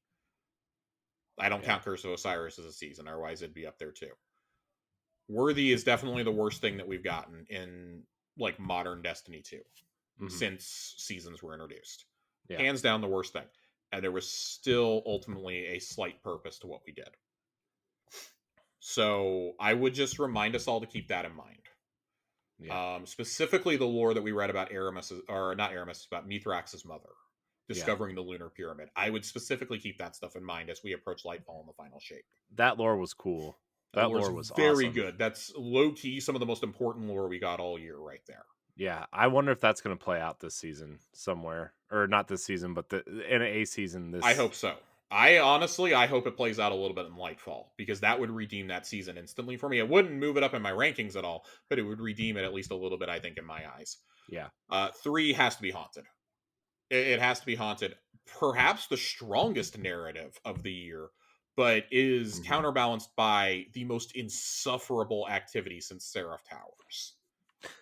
On the derelict, fuck the derelict Leviathan. This oh is my the gosh, worst goddamn thing you could have done. I hate the Leviathan I in so many hate it. different I ways. already don't like the Leviathan, and this made it even worse. Yeah, oh, This was gross. terrible. For everybody complaining about Catch Crash, I'd rather go run Catch Crash and Expeditions than do this shit. Yeah, it was This was bad. terrible. However, I would be remiss if I did. This The story was great. The loot is. I don't think the loot pool is nearly as good as a lot of others think it is. I enjoy that they brought back 6 opulent weapons. Of course, now hmm 2 of them are dungeon weapons, so we're not going to count those. But the 4 opulent weapons they bring back in the season, that was pretty cool. Drang and Callus Mini Tool are awesome. Yeah, Those are phenomenal weapons. Beloved, I think, was a weapon that a lot of people were gravitating back to, and then Ikelo's sniper rifle came out, so GG's. yep. Um, Wall. and Ostringer. Ostringer's the one I thought would get a lot more hype, and it seems like it didn't really get that much. I think it's because like we're not really in a hand cannon meta right now. Yeah, The other seasonal weapons, I really like Tears of Contrition. I think that scout rifle is great. I like Nezarec's Whisper, which is the glaive. Big fan of the glaive. I would like to see different perks though. I want that thing to have Volt Shot. oh god, that thing with Volt Shot would be With Volt Shot terrifying. and with some of the new glaive perks we got this season, I think there's an opportunity for some rerolls there. And God, there was one other weapon from the actual season that I was trying to think of that I can't remember. Um, and then the Sever activities. Yes, it was a little annoying to have to run those every week, but the story we got from those 7 missions was great. I know everybody Yeah, had a little bit of crow fatigue during that season because we'd had so much crow over the last year and a half. But seeing him finally face his past as Uldren was special. Seeing yeah, Keitel overcome, her nightmare was Gaul, but right. then fighting Callus with her was hmm great. Yeah, that was cool. That was strong contender for one of the best missions of the year, right there. By the way, those are the missions we want to see more of. We want to see more stuff like that. Yeah, And then of course we have to bring it up. We have to bring up Zavala and his family. yeah, that was a Um, great story. an extremely touching series of events for one of the more beloved NPCs in Destiny, who really didn't, I don't think, got that status until the last maybe year and a half, 2 years. Yeah, I would say kind of right after Arrivals, maybe that first season of Beyond Light or second season maybe. It was chosen. It was Yeah. chosen when he was like, "No, we're not bowing down. We're Yeah. not bowing down to the Cabal. No, we fought to take our city back." Yeah. And ever since then, he's been so important to the Vanguard, and in these seasons, like he's really become kind of a default seasonal vendor. Yeah. So I think that's been really special. Second, I've got Risen. Great loot pool, especially for something that came attached to the expansion. 4-week story was so welcome. It was Yeah. so welcome to get those, just a story out of the way in 4 weeks. Yeah. I like the storyline. I think it was really cool that it was Crow, Saladin, and Keitel who really took the lead in that. And I like the final mission on the moon in particular. The moon psyops is probably my favorite battleground of the whole year because they drop the Cabal commanders in there with you. And that Yeah. was just really cool to see play out. Again, things that we want to see more of, right? But just the story beats, we've never had a season that's launched with an expansion that's been good. We say all the time how Undying and Hunt are 2 of the 4 weakest seasons in the game. Yeah. Indisputably, they may be, like, if Worthy didn't exist, they'd indisputably be the 2 worst seasons. So for Risen to then turn around and be so good, I think was a shock to all of us. And honestly, I mean, like the cutscenes, you got the first one, like the campaign directly influences what's happening. It looks like they're doing the same thing with Defiance now and Yeah. Lightfall. Um, man, what a shame you're not going to be able to play that story anymore. That's really one of the first seasons where I've been like, damn, I would love to see this story still play out. Yeah. I think it's important to understand the position of the Cabal in this war, but also to understand why Saladin goes with Keitel. He forfeits his own life and his freedom as a guardian to serve Keitel to save Crow. And even as early as Season of the Haunted, you can see how deeply that's affecting Crow. I'm excited to see his character grow after this. And I think even Saladin, they found a way to keep his character growing all year past this. Yeah. Again, steadily becoming, like, he was really reintroduced to the narrative with Chosen, and he was just a brutal warlord, essentially. Like, no, you're gonna fucking wipe them all out. Yeah. And then in this season, he's kind of like, maybe there's a better approach. Maybe there's a different approach, Crow, but you got to be willing to, kill your enemies when you have to. Even though, Crow is wondering, should we be killing these ghosts, and like asking these philosophical questions. Like, as a player, you're supposed to put yourself in Crow's shoes, I think. Yeah. And for that, he works so effectively as a character, being a vessel for the audience. Mm-hmm. Yeah. Again, great weapon selection. Peace of Mind dominated all year in the Crucible. I like the Thoughtless Sniper Rifle. I want to say it's Explosive Personality is the breech-loaded grenade launcher from that season. Great grenade launcher. Everybody seems to love it still. The seasonal weapons were kind of goofy this year. The pinnacle ones you could get from the vendors, they were a little goofy. Don't know how I feel about any of those, really. Yeah. None of them were like, I have to use this, and I felt the same way about the exotics too, to be frank.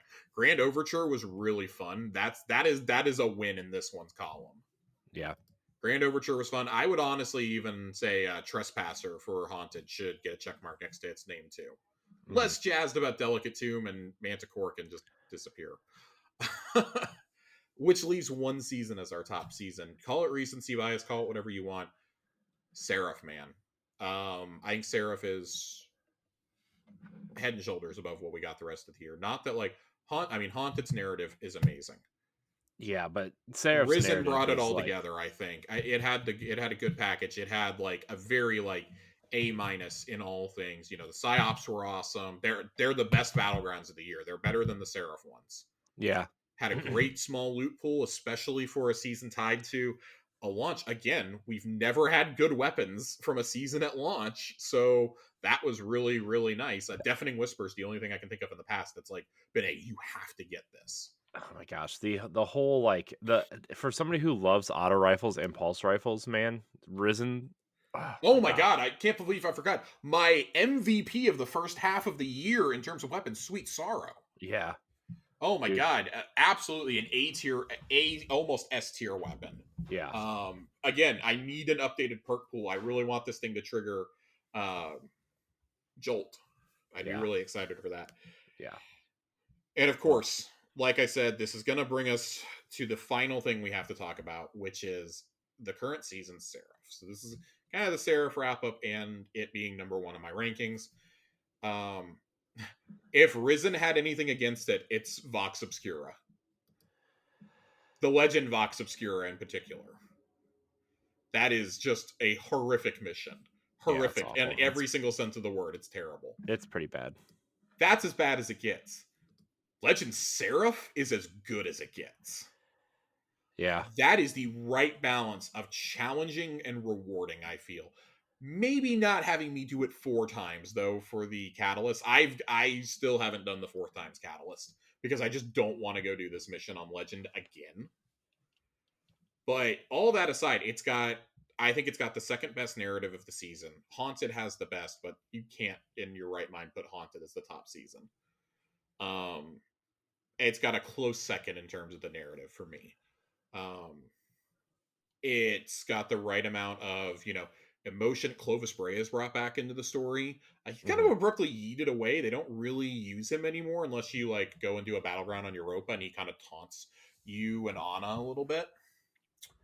Bring Yeah. Rasputin back. Huge, huge, huge, huge. We mentioned, that And then there the was a big point to twist. Season of the Worthy. We were waiting on it. He finally comes back. We hear him talking in English for the first time. He's only ever Yeah. talked in Machine and in Russian. Yeah. Going back to the Iron Temple to get Fellspring.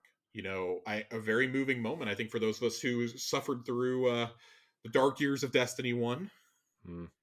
Going back to the Iron Temple definitely brought out some emotions. Yeah, I think you and I differ on Rise of Iron, though. I really We do. love that I expansion. am very much an outlier in the community for how I feel on Rise of Iron. It's been very well documented. I do not think nearly as high of Rise of Iron as everybody else does, and you know what? That's okay. It's fine. That's okay. We all have different opinions. People are allowed to have different opinions. Yep. God, man, the story is so good. The story is so good, and I mean, the loot pool is arguably the best in the whole year. You've got an awesome. I don't know about awesome. You got a really good linear fusion rifle. Something I did want to highlight for Haunted. I hate to keep backtracking. Bump in the Night, absolutely essential heavy weapon out of Season of the Haunted. I got one. I Go finally craft got that one. thing with chill clip and auto loading. Yep, that's what I got. Back to Seraph though. I mean, you get the 4 reprised Ikelos weapons, which is great. Ikelos sniper, SMG, and shotgun automatically either the best or close to the best in their respective categories for their frames, especially. You get Judgment of Kelgorath, which is a great glaive. Fire and Forget for a linear fusion rifle. Disparity, which if Peace of Mind hadn't come out, would be a pretty strong contender for best pulse of the year. Yep. Best legendary pulse of the year, at least. I think it is still. I mean, it's like my 1B. I think it's the best PvE pulse of the year, personally. Very, very good in both PvE and PvP. Go craft one if you haven't already. This was a really, really, really solid year for weapons overall, and I think this season just ekes it out a little bit over Haunted, which probably had the second best loot pool overall. And part of that's because of the opulent weapons that are brought back. But I think that the loot pools that you got for Seraph, Haunted, and Risen were all appropriate for where they fell out in the year. We need to have a talk about Plunder's loot pool, because Plunder's loot pool it's pretty low for me, because not only does it have the least good weapons, it's the smallest loot pool. Well, so it and Risen have the same loot pool. I should clarify that, but I give Risen slightly more of a pass. 1, because it was a 4-week season, but 2, it came out attached to the Witch Queen. I'm fine with there only being 6 weapons when I had Vox Obscura to go do. I had the full Throne World set of weapons to get. I had the 4 weapons from Wellspring to get and craft. I had 3 exotic glaives. I had my Enigma that I crafted during the campaign. I had the entire Vow of the Disciple suite. I had new weapons in Vanguard, Crucible, and Gambit to go get. I had new Trials weapons. I had so much stuff to go get. I think they replaced the entire world loot pool, by the way, too. At one point, we calculated there were like 50 new weapons to go get before you got to the seasonal stuff. I was okay with that. Yeah. Totally okay with that. I still was going up until like the last week of the season trying to get all of my patterns. I remember actually buying my final machine gun pattern like the first or second week of Haunted. Yeah. And Haunted, I think, Haunted and Seraph had appropriate loot pools because, you got 4 reprised weapons and an additional 2 in the dungeons. For whatever reason, they're craftable from Duality, but not from Spire. That's a little weird. Yeah, that's kind of weird. The excuse you can give Plunder, I guess, is, King's Fall came back during that. Yeah, but you can go craft those, but those are raid weapons. I feel like raid and dungeon weapons need to stay separate when we're talking about the specific loot pools of the seasons. Yeah. And when I look at what else was going on in the game, there's really no excuse for there not to be more weapons. I think that they've set the standard now at least 10 weapons for a regular season. For a non-expansion season, 10 weapons, I think, is now the standard. Yeah. And I do think that we need to continue the pattern of 6 brand new weapons, 4 reprised weapons. And then you can have 2 in whatever... if there's a dungeon, you can have 2 there, and maybe there's I don't know, maybe you can get the other patterns from just playing. Like if you did 2 more during a regular season, during the season that doesn't get the dungeons, maybe you can have 2 that are just You have to do special quests in the seasonal activity or something. I don't know. I'm spitballing here. But I Yeah. think there's a way to do it. Like, you should be able to do that. There are plenty of foundries you can still pull from. We've been Mhm. asking for the return of classic Gambit weapons, for the Reckoning weapons, Right. we got the Trials of the Nine weapons back in Prophecy finally.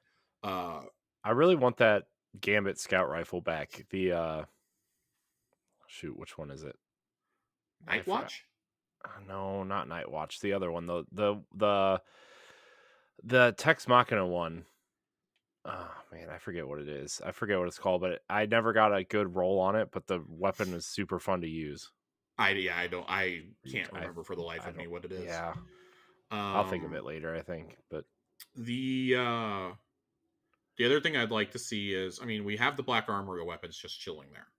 yeah. I feel like that's got to be addressed sooner rather than later.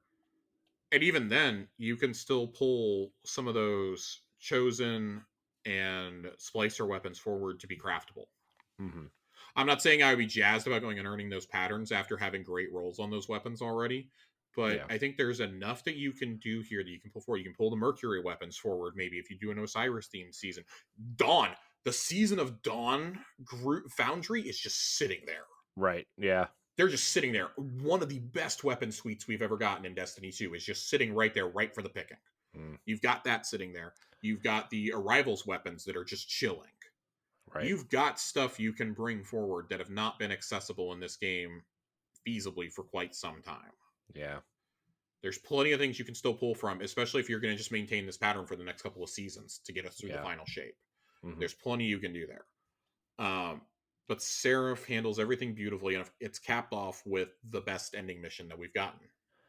We said last Yeah. week they've gone 3 for 3 now Yeah. on these ending It, missions, and they've gotten bigger and better every single year. yeah. The ending mission is so good, and the accompanying cutscene is just Heart wrenching.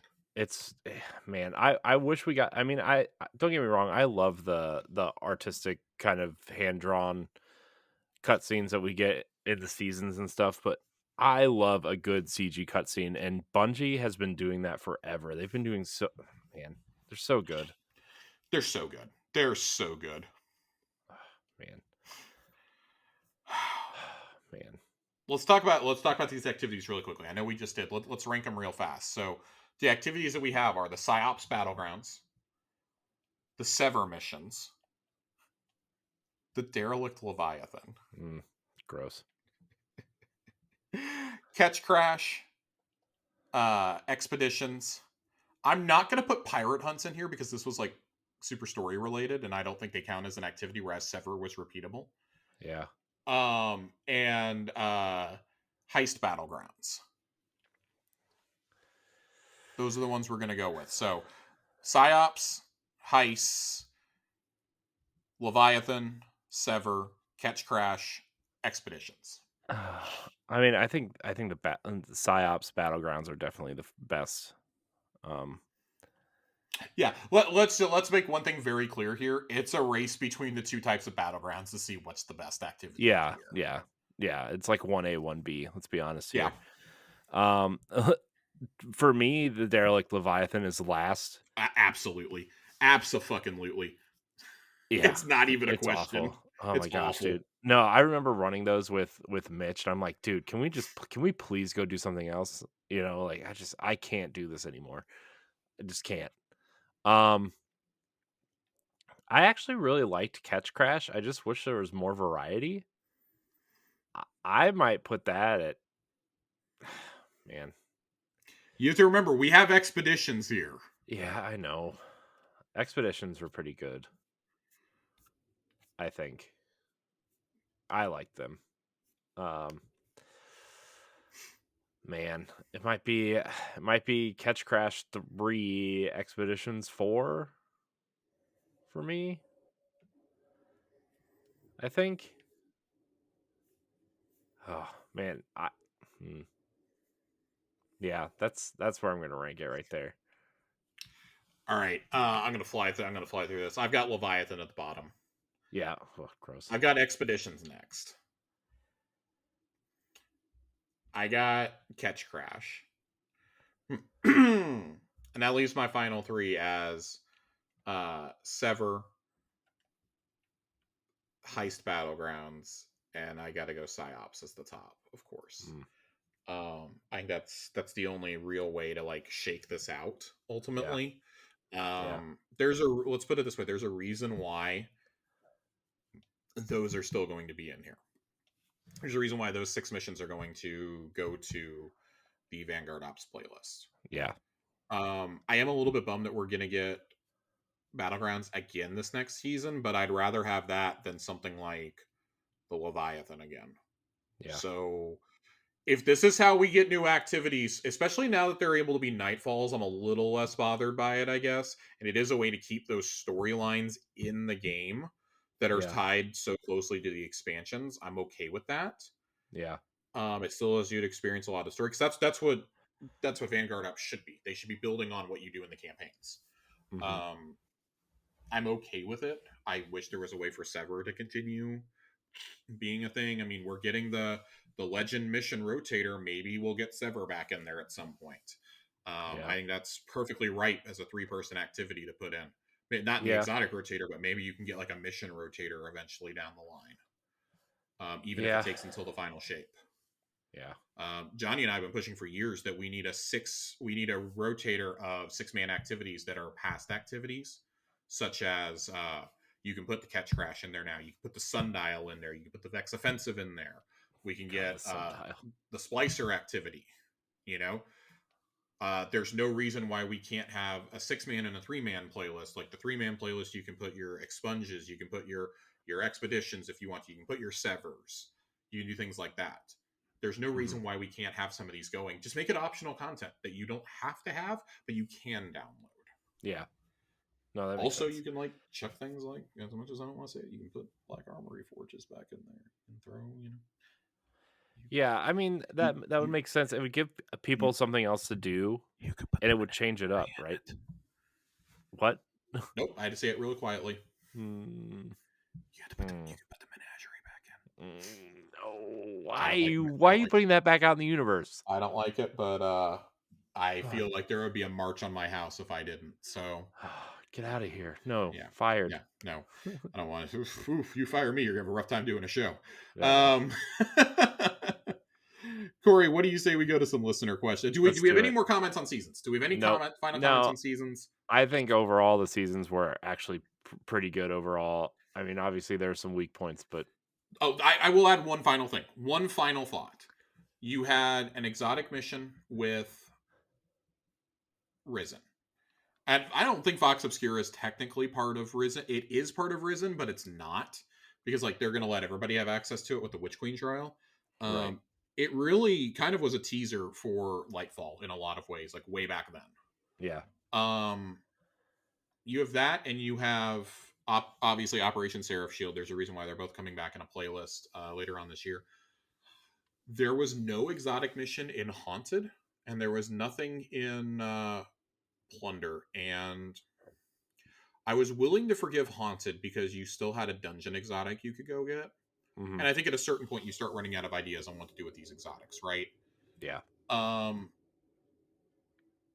To see the way that Plunder was handled, though, like there wasn't even an exotic quest, is something else that's really frustrating about that season. And a season that already had the smallest loot pool, I think doing a cool exotic would have helped. Or having a mission like it's actually kind of disappointing that you had both Seraph Shield and Spire come out in the same season. Like for story purposes, you had to, but yeah, we got the return of King's Fall, but how many people can't get together a 6-man fire team? Right. Or who are, literally too timid to use LFG, and not a knock on those people at all. But like, how many times have we heard that that's an issue? Like, there needed to be more sustenance in that season. So that's it. That's my final thought on seasons. I'm not going to complain about Plunder anymore starting next week. I've still got a little bit of this episode to complain about it. I don't know. I feel like in like 3 months when we're just BSing because something hasn't happened or might happen or whatever, we're going to BS about Plunder at some point. Remember Plunder? Ugh. It's not as bad as Worthy, but it's like a bottom 4 season for me. Yeah. All right, Corey, let's hit these questions.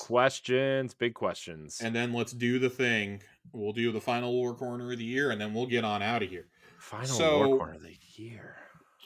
oh man. All right. We have a lot of questions tonight, so we're going I to fly know. through these as quickly as possible. Panda of Chaos writes in and says, if Bungie were to ever bring back strike-specific loot, what loot would you want? One piece of loot per class, so all 3 pieces can drop from one strike boss, or a piece for each class from different strike bosses? Give me 1 piece of loot per class from the same boss. Yeah, I It agree. felt real bad doing shit in Destiny 1 where, like, I would get something from the Scion Flayer strike, but my teammates wouldn't. Mm-hmm.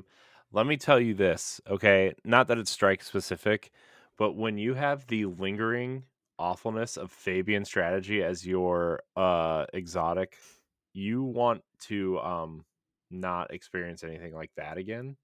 So I agree with Josh. Not that that's a strike specific anything, but for those who don't know, that was the Titan specific shotgun, exotic shotgun in Destiny 1, and it was terrible. So It's a little frustrating. But I like the idea of being able to earn stuff themed to those bosses. I really like that, especially if you're doing reworks for some of these strikes. This would be a great time to implement that. yeah, I think there's a yeah, lot of for cool sure. stuff you could do, but like, I mean, for some of these, it may have to be as simple as like class items. And with transmog, That's I don't think fine. that's a problem. Right. That's fine too. Actually, you know what? Bring back the exotic class items from Destiny 1. Like find a Yeah, way to bring those back and make those I would like useful. that. I would really like that. Um, Knox writes in again. Great name. I'm going to call this out every time I see it. Knox, Nox. love you, dude. That name of my D&D character. When I One see of them. when I see the term Nox, I think of Ys 9 Monstrum Nox, the RPG. That's all. That was my That is a very deep cut. It is. It's fine. Knox writes in and says, I've seen a lot of people recently talking about how a lot of legendary and some exotic primaries don't do enough damage to be effective in high-end PvE content, pointing out autos and pulses in particular.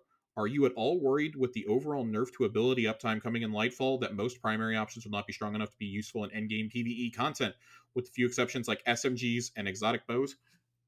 No. No. For the reasons we talked about earlier with the ability Yeah. uptimes, you were really timely with this Yeah. question, actually, because this was Yeah. literally like 2 days before we got that blog post. Mm-hmm. Yeah. Significantly less concerned than I was before, but let me tell you something. My SMG was like tickling in a Grandmaster the other night. Yeah. So I'm still concerned about good non-exotic weapons. I'm still a little concerned. What champions don't enjoy a good tickle? Oh man. We have the first 2 questions from Nitro TJ tonight. There's a witness among us. What do you guys think about it? The Among Us Destiny collaboration that is on the Among Us Twitter. Uh I mean, I don't like Destiny crossovers. I think I've been really clear, but if you were going to do one, I feel like this is something that's just like goofy fun. I mean, this is similar to the Fall Guys one, right? I mean, Yeah. Um in terms of just like how I view it, yeah, not just being goofy. Like as long as you're yeah. not going to go put Among Us cosmetics in the game, Oh I my guess I'm gosh, could okay you with it. imagine? Could you imagine the seasonal cosmetic being just the Among Us bean? I would be Everybody, so mad. Dude, I genuinely think I would riot. I think they're getting a little too loose with the collaborations, though. oh man, The I Fall Guys there's one more made coming. sense because that and Fortnite are both owned by Epic. That made sense to me. Right, but And man, that was to celebrate it coming to the Epic Game Store. And then out of left field, we got Assassin's Creed Valhalla last season. Or I this still season, I think guess. I still think there's more. I still think there's going to be probably 2 major crossovers this year. Oh, And I bet one easily. of them, Easily. I bet one of them is Horizon. I have a awful feeling that it's Horizon because Burning Shores comes out around the time they're gearing up for a new season, And they're both owned by and they're both Sony owned by now. Sony now. Although I think Horizon's gear, like that kind of gear, looks more like Destiny than something from Assassin's Creed. I would But agree. I agree with also, that. We all know my stance. I hate fun. So Among Us, cool, fine. As long as it doesn't make its way Josh into hates fun. Destiny, I'm fine. Yeah. If you keep it like Fall Guys, fine. And then Nitro TJ also says, Dr. Pepper is better than Coke, right? No, sir. Dr. Pepper sucks. I'm sorry. Dr. Dr. Pepper Pepper's the was most overrated. Dr. Pepper was fine when I was 16. Dr. Pepper's the And most overrated beverage on the planet. Then I developed taste buds in college. What, for beer and So alcohol? no, I developed that when I was 17. Um, I I do not like Dr. Pepper. I legitimately cannot drink it. I'll drink a Pepsi before I drink Dr. Pepper. That's how bad it is. Mm, And I hate Pepsi. I went yeah. through a phase in my life for like 6 months where I thought Pepsi was great. I have to say though, I'm a big root beer fan. I enjoy root Oof, beer. oof, that's rough. That's But rough. not like About not the like only thing you could say that would maybe go oof more is if you said you like RC Cola. no. No. No, not like canned root beer, like real root beer, like That's bottled. fair. That's fair. I've Not never like been a root beer fan. I take a sip of root beer and I just start literally I'll start burping right away, so I don't like it. yeah. And the aftertaste does not leave a good taste in my mouth. I'm not sitting Uh here cracking open an A&W, you know. Nitro TJ has a third question that he wrote Oh in. man. He wrote this in today. He wrote the others in yesterday. He wrote this one in today. Do you guys think the prophecy wall in Vow of the Disciple is correct? This is what I went looking for in general chat earlier. So essentially, Yeah. the prophecy wall that you see partway through Vow of the Disciple tells a story. And I'm gonna pull the video up real quick. Where it's not gonna play on here. I'm gonna pull it up real quick just so I can like accurately say what's happening, so we can discuss this. Yeah, he tagged us in this post, didn't he? I don't think My so. reference Actually, for the question for the show tonight. that's Oh, there it why is. I had to go looking back for this because we have a great community that wants to discuss everything. Let me play this real quick. Okay, so the the prophecy wall, which you see after the caretaker encounter before the jumping puzzle. Okay, so starting on the first row, it reads out as the Hive and Scorn love the darkness. They worship the Witness. The Pyramid Fleet enter Earth's orbit to stop the Guardians. The Witness communes with the Traveler and drinks its light. The Witness kills blank because there's an Mm, empty space there. yeah. So Nitro's question is: do we think what do we think of it? What do we think about this? I mean, it's pretty Do we think it's correct? I mean, it's kind of I mean, I don't know if you want to say that big Death Star laser coming from the Traveler is the Witness drinking the light. That would not even be in the top 5 weirdest things I've seen in this universe. But I think I mean it's a cool theory. I think it's a cool thing. Um I've heard worse theories. yeah. I I actually think do think that this is pretty accurate. the more we talk about it, the more I feel like there's something to this. So let's ask the other question. This kind of lines up with what Nerd Generalist asked us earlier. Does this hint at somebody dying? Does this hint at a major NPC dying? Oh yeah, for sure. Because I mean, there obviously wouldn't be a symbol for it. What Yeah. if the final symbol is revealed? Like, what if it like updates with Lightfall in that raid? I need somebody to go in instead of doing the campaign. I need you to take one for the team and just like speed run caretaker to go to the wall and see if it's changed. Because what if the final symbol is is the tower? I mean, that would Because tower is one of the symbols. yeah. Or what if it's ghost? Oh no. It could be Not ghost. Ghost. There's a few other things. The more I think about the Ghost image though of him being separated, of Mhm. Ghost being separated, and us getting a puka because we know there's a puka lake, right? My idea is by the time the final shape is over, I think we're gonna get a puka and Ghost. I still think the Traveler and the Ghosts are going away at some point. Nolan North can't do I think Ghost forever. canonically our ghost would stick around. Yeah, maybe. Just because I mean I struggle to think of anything more iconic to the series than the ghosts. Yeah, Like I feel like everyone knows the ghosts. yeah. By the way, the Generalist Ghosts are back up on Amazon in case anybody wants one. They were sold out for a long time. Let me get our questions pulled back up here. Yeah, this video. The more I'm watching Um this video, the more I'm like, maybe there's something to this. Saint 14 writes in and asks us any advice for soon to be dads Things you didn't know before that you know now. I'm going to defer this one to Corey because I am not a father. Oh man, let me tell you. Let me tell you. Any advice anybody gives you, just throw right out the window. I don't care if they're your parents. I don't care if they're your brother or sister who already has kids. Throw it out the window. Okay, that's my advice to you. My advice to you also is if you're having a child with male genitalia, cover it up unless you want to see the fountain of youth spray in your face. That's a parenting tip for you. Okay. Um, they actually make these things called PPTPs that I found out about the other day, and they're specifically for that reason. Um, Another thing is prepare to just I would say sleep when you can because you're not going to get a lot of it, and help your partner whenever you can, which I was terrible at in the beginning. So that's my advice to you as well.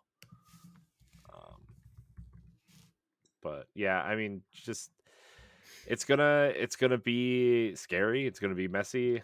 Um, Diaper changing is not as bad as people say it is. I think just you're going to be overly protective for a while. That's normal. And yeah, I mean that's the advice I have. I just you know, I should call my wife in here. Wife.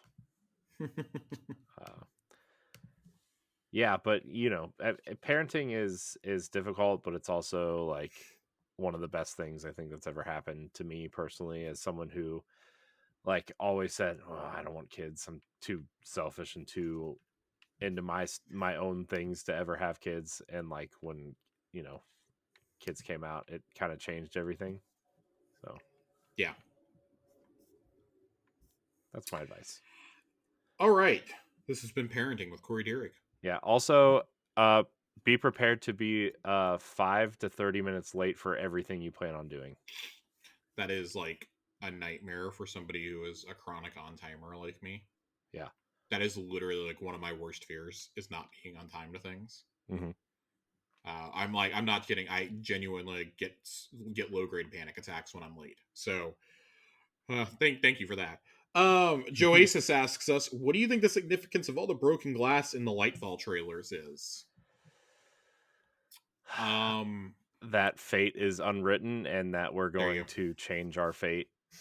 That's already the witness is already designated for us, right? Like for people who like the Matrix, the scene where Neo is like the problem is choice. I think that's where this is going. I think also there's a couple different meanings I think you can discern from it. I think Corey definitely has the right train of thought. What I thought of when I saw this was I took it as in a literal sense. Maybe he's like breaking out. Maybe he's not like actually in our dimension at the very beginning of the game. Mm-hmm. Maybe what we're seeing is an illusion that's being projected. Yeah. I would recall the scene from the end of the year mission where Aramis is looking at the computer and she sees the witness in the computer screen and she actually looks over her shoulder quickly to see if he's behind her. Like Mm-hmm. she's almost being driven more by the fear of him than actually him. Oh yeah. We know Yeah. Callus has been reborn by the witness. What if the witness is like trapped in some sort of pocket dimension? Yeah. We know there's paracausal powers at work because of Elsie's time travel. What if something happened to the witness to cause him to not be in this dimension currently? Yeah. I'm not saying like his universe. Like, what if he's in the literal pocket dimension and could just project his consciousness into this universe? Maybe Yeah. that's what we're seeing here. I mean, I think that would make sense too, right? I mean, that makes total sense. The other thing I would like, say is like, what if this is like shattering what we think we know about the nature of light and darkness, of the traveler and the pyramids, the winnower and the gardener. There's mm-hmm. so many duos that you can think that this applies to in the battle between the traveler and the witness, Mm-hmm. right? Yeah. Shattering the illusion of what we've been built up to think for 8 years could be part of that. Yeah. Very excited. We'll have our answer in a couple of days. We will have maybe an answer. And then we have 2 final questions tonight, both from Zhao Ambrosia. Yeah. Since we got the subclass themed armors in Eververse, do you think we'll also get a Strand one? Yes. Yes, but we need a stasis one first. I think here's If my they ever stop theory. doing crossovers, we'll get them. Here's my theory. We'll get Strand next season as part Oh of like man. the. I think it's actually going to probably be part of the that the armor that you see in all the trailers and stuff. I think is the Strand armor. Actually, So that's the expansion armor. That's like the destination set. yeah. Well, yeah. I think you're gonna get actual strand armor with like the armor You think? effects going on. You Yeah. think? If you get that, that's gonna 100% be an Eververse purchase. Yeah. But my theory is that they're going to actually. I think there's enough people out there calling for them to kind of adjust how we get stasis stuff uh, to the point where I think they're going to do some sort of rework. And by the third season, stasis will be kind of fixed to where you can just get the stuff without having to do all of the extra campaign stuff. And then you'll get it in that third season, I'm predicting. Mm-hmm. Because I still think there's going to be a crossover season in that second season. I hope you're wrong. I kind of am too, but Josh. I do, unfortunately, no. I know. And then the final question that we get from him is a non-Destiny related question. Top 5 comedies. Top 5 comedies. I mean, I'll take. I guess I'll take this one. I gotta go. Blazing Saddles has got to be in there. I gotta represent Mel Brooks somehow. I've got Back to the Future. Yes, Back to the Future is a comedy. Oh man, this actually may be harder than I thought it was. I'm gonna go 40-Year-Old Virgin. That's a good one. It's a fucking great movie. I'm gonna go Forgetting Sarah Marshall. That may be my favorite Jason Segel performance. I love that movie so much. Russell Brand and Jason Segel are so ridiculously hilarious in that movie. Yeah, dude, that movie's awesome.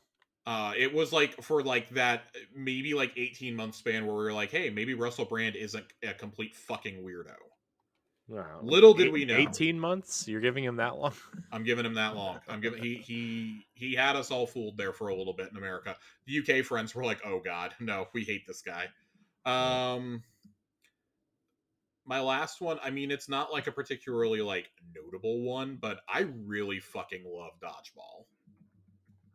It's also a good one. I think Dodgeball is low-key one of the most underappreciated comedies of like the last 20 years. That movie's 20 years old this year, by the way. It's gross. Yeah, do you feel old? I saw that in the 5th grade. Dude, I felt old when my nephew said that he was playing a retro game and it was on Xbox 360. Okay. Ooh, oof. Oof, I felt that in my soul. My Halo 3 is stepsister. Halo My 3 is a stepsister classic was like, game. "Have you ever played this old game called Skyrim?" And I was like, "Oh, Oh my god. oh," because my stepsister was like 4 or 5 when this game came out at best. Man, this is the second time this week I talked about retro games. Last night we had Ash Said Hi on the Boss Rush podcast, and we were talking about retro games and what defines retro, and then we all figured out that we all just feel old because people younger than us are saying like the Wii is retro and all these consoles. By like literal definition, that generation is now. I know. That pains my soul. I remember when I first realized that Halo 2 was thought of as a retro game, and I was like, oh god. It was like the ultimate the future is now old man moment for me when people considered Halo 2 and 3 to be retro. I know. God. Corey, top 5 comedies. All right, so Anchorman is on that list god, for me. Anchorman is so good. Yep, Anchorman's on that list for me. I actually really love Step Brothers also and the funny thing is I'm not even like a huge Will Ferrell fan. I just really like those 2 movies specifically. Let's see what else. I was really into Ted for a while. That movie. Okay, Ted is I can't put Ted on my list, but it's on my most quotable list purely because of the Thunder Buddies song. Yeah. Yeah. Man, Thunder Buddies, that's so funny. Oh my god, now it's stuck in my head. It's gonna be great. Happy Gilmore is on that list for me. Fair. And You know what, Josh? Gotta give Mel Brooks some love. Spaceballs. Yeah, Spaceballs would be my honorable mention. I have two honorable mentions. It's got to be Spaceballs. Again, probably the most quotable comedy of all time for me. Yeah. There was a time where I legitimately knew every single joke from that movie by heart. Mm-hmm. My dad was like secretly proud of me because he's the one who introduced me to it. My grandparents were less than thrilled that my favorite line from the movie was "fuck, even in the future, nothing works." But also just like the nuances that you pick up every time that you watch it, like Yeah. that the Colonel's name is Sanders. Yeah. And they So look at funny. Rick Moranis is this Rick Moranis's best movie? It's close. Is that a It fair might be. question to ask? I mean, it might be. I mean, what are you gonna pick? Honey, I Shrunk the Kids? Ghostbusters. Yeah, I'm not a big Ghostbusters guy He's though. not great in Ghostbusters though, in my opinion. Yeah, Like you Ghostbusters. watch Ghostbusters for Bill Murray. William Murray. Yeah, William Henry the Fourth Murray. My other honorable mention would be, I know we just said we're neither one of us are huge fans of Will Ferrell. I got two honorable Will Ferrell mentions, and it's Elf, which is like my favorite Christmas movie ever. I hate Elf. I hate that movie fucking so love much. Elf. You shut your whore mouth. I know I'm in the minority of that, but I hate that movie. I love that movie, and I unashamedly love Talladega Nights. Man, What a fucking great movie. Talladega Nights, man. Oh man, John C. Reilly might secretly be the best part of that movie. Yeah. We go together like cocaine and waffles. No. I like my Jesus in an all-angel band. I like my picture him Jesus in a tuxedo with t-shirt. angel wings singing lead vocals for Leonard Skinner, and I'm in the front row, hammer drunk. Again, it's one of them. I'm 12-year-olds, but I'll beat your ass. Chip, I'ma come at you like a spider monkey. Hey man, I'm you all want to come hopped over and up play on G.I. Mountain Joes? Dew. Oh yeah, man, that sounds great. No, you stole my life. It's great. It's I'm great. all hopped up on Mountain Dew. I'm still sitting in my dirty pee pants. It's good. It's such a juvenile movie, but I think that's part. Like it's in that era of movies that probably wouldn't get made today. Oh yeah, probably. It was like because I mean a Judd Apatow produced movie, like right. That was right around the time that was like him and Adam McKay like made a bunch of movies at the same time that were all similar. Like they did Step Brothers, they did 40-Year-Old Virgin, they did Knocked Up, Anchorman, Talladega Nights. Like all of those all came out around the same time, right? Right. Yeah. And it's like I feel like the raunchy movie passed. Like Yeah. the last true.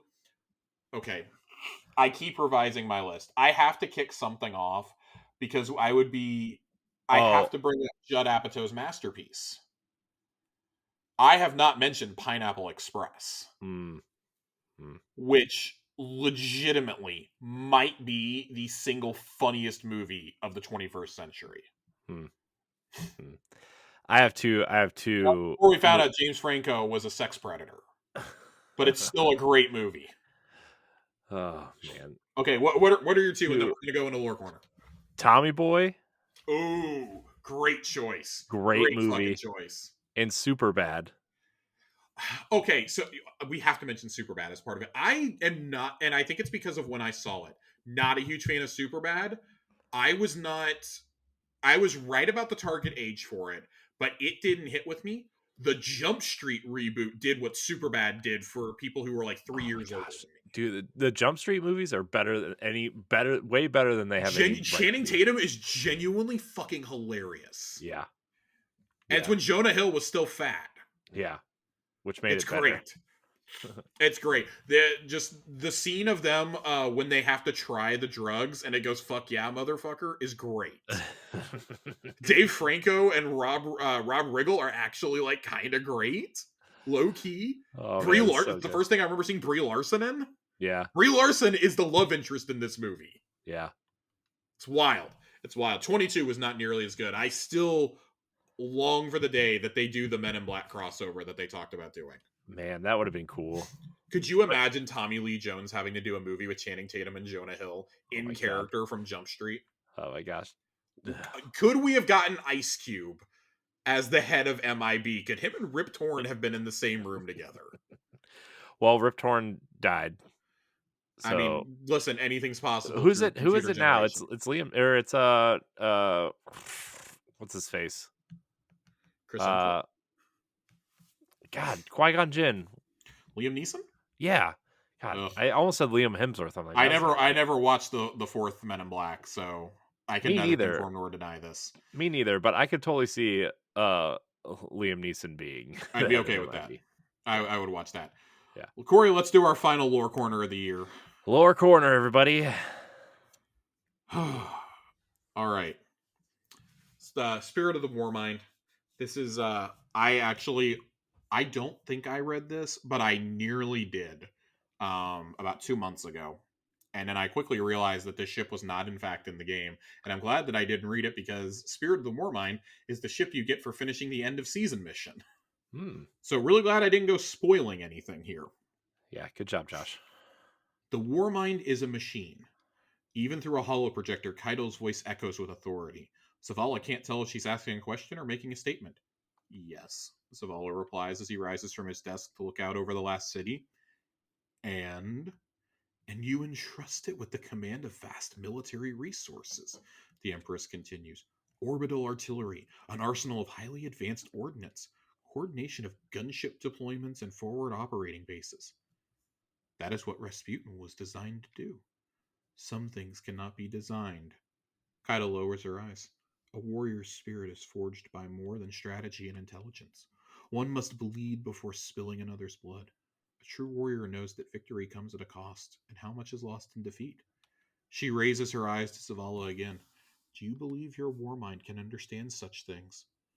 I do, he replies to his own surprise. He turns away from the window to face the holoprojector.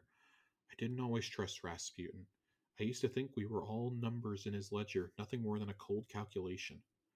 Zavala leans against his desk, his eyes sweeping across the myriad scouting reports and communiques glittering its circus. But now I see the enormity of his task, the weight of ensuring humanity's survival, the losses he's suffered himself. Kaido tilts her head. You see a kindred spirit. I see an old warrior doing his best, Zavala admits quietly, and that will always earn my trust.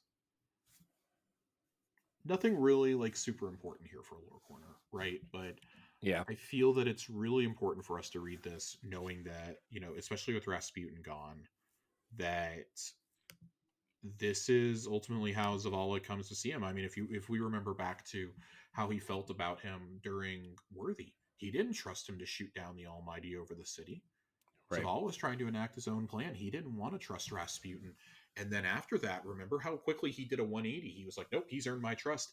And consequently, we learned that that's part of why Rasputin is okay with doing the abhorrent and imperative about stopping it, is because he's entrusting humanity's protection to the Guardians themselves. The Guardians have finally earned his trust after all these years.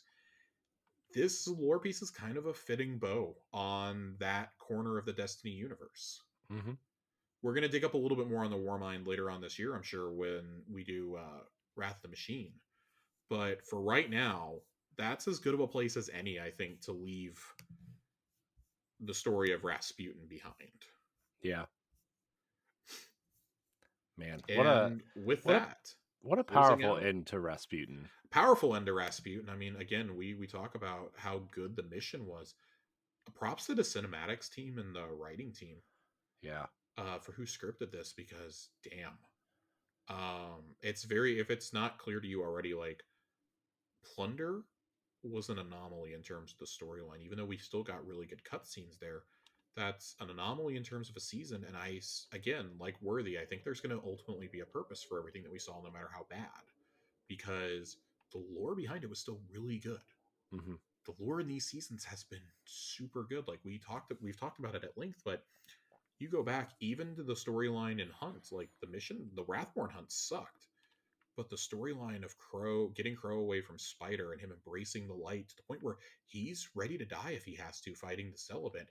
He's just thankful to have met the Guardian. And seeing how these characters evolve and how these stories play out and stack on top of each other, this is how you do seasonal storytelling. And there's a reason why Destiny does it so much better than any other game that's attempted it. And it's because of the narrative. We may be frustrated with the activities. We may be frustrated with needing to revamp modes. I may sit here and complain about the lack of PvP maps and the lack of care for Gambit and this and that. But damn. You don't think you don't think they're preparing Crow to die, do you? No, not at all. If anything, I would almost say that Crow is the one guaranteed to make it out of this saga as the leader of the next generation. Yeah. To go through all this, to bring him back, have him come to terms with who he is, and then kill him off would be a shame. It would be a complete character arc, but it would be a damn shame. I honestly think that he's going to have to watch, because he has no connection really to Mara. He's going to have to watch Mara, and I think Mara sacrifices herself to save the Guardians ultimately. Yeah. I think Mara's sacrifice is still good.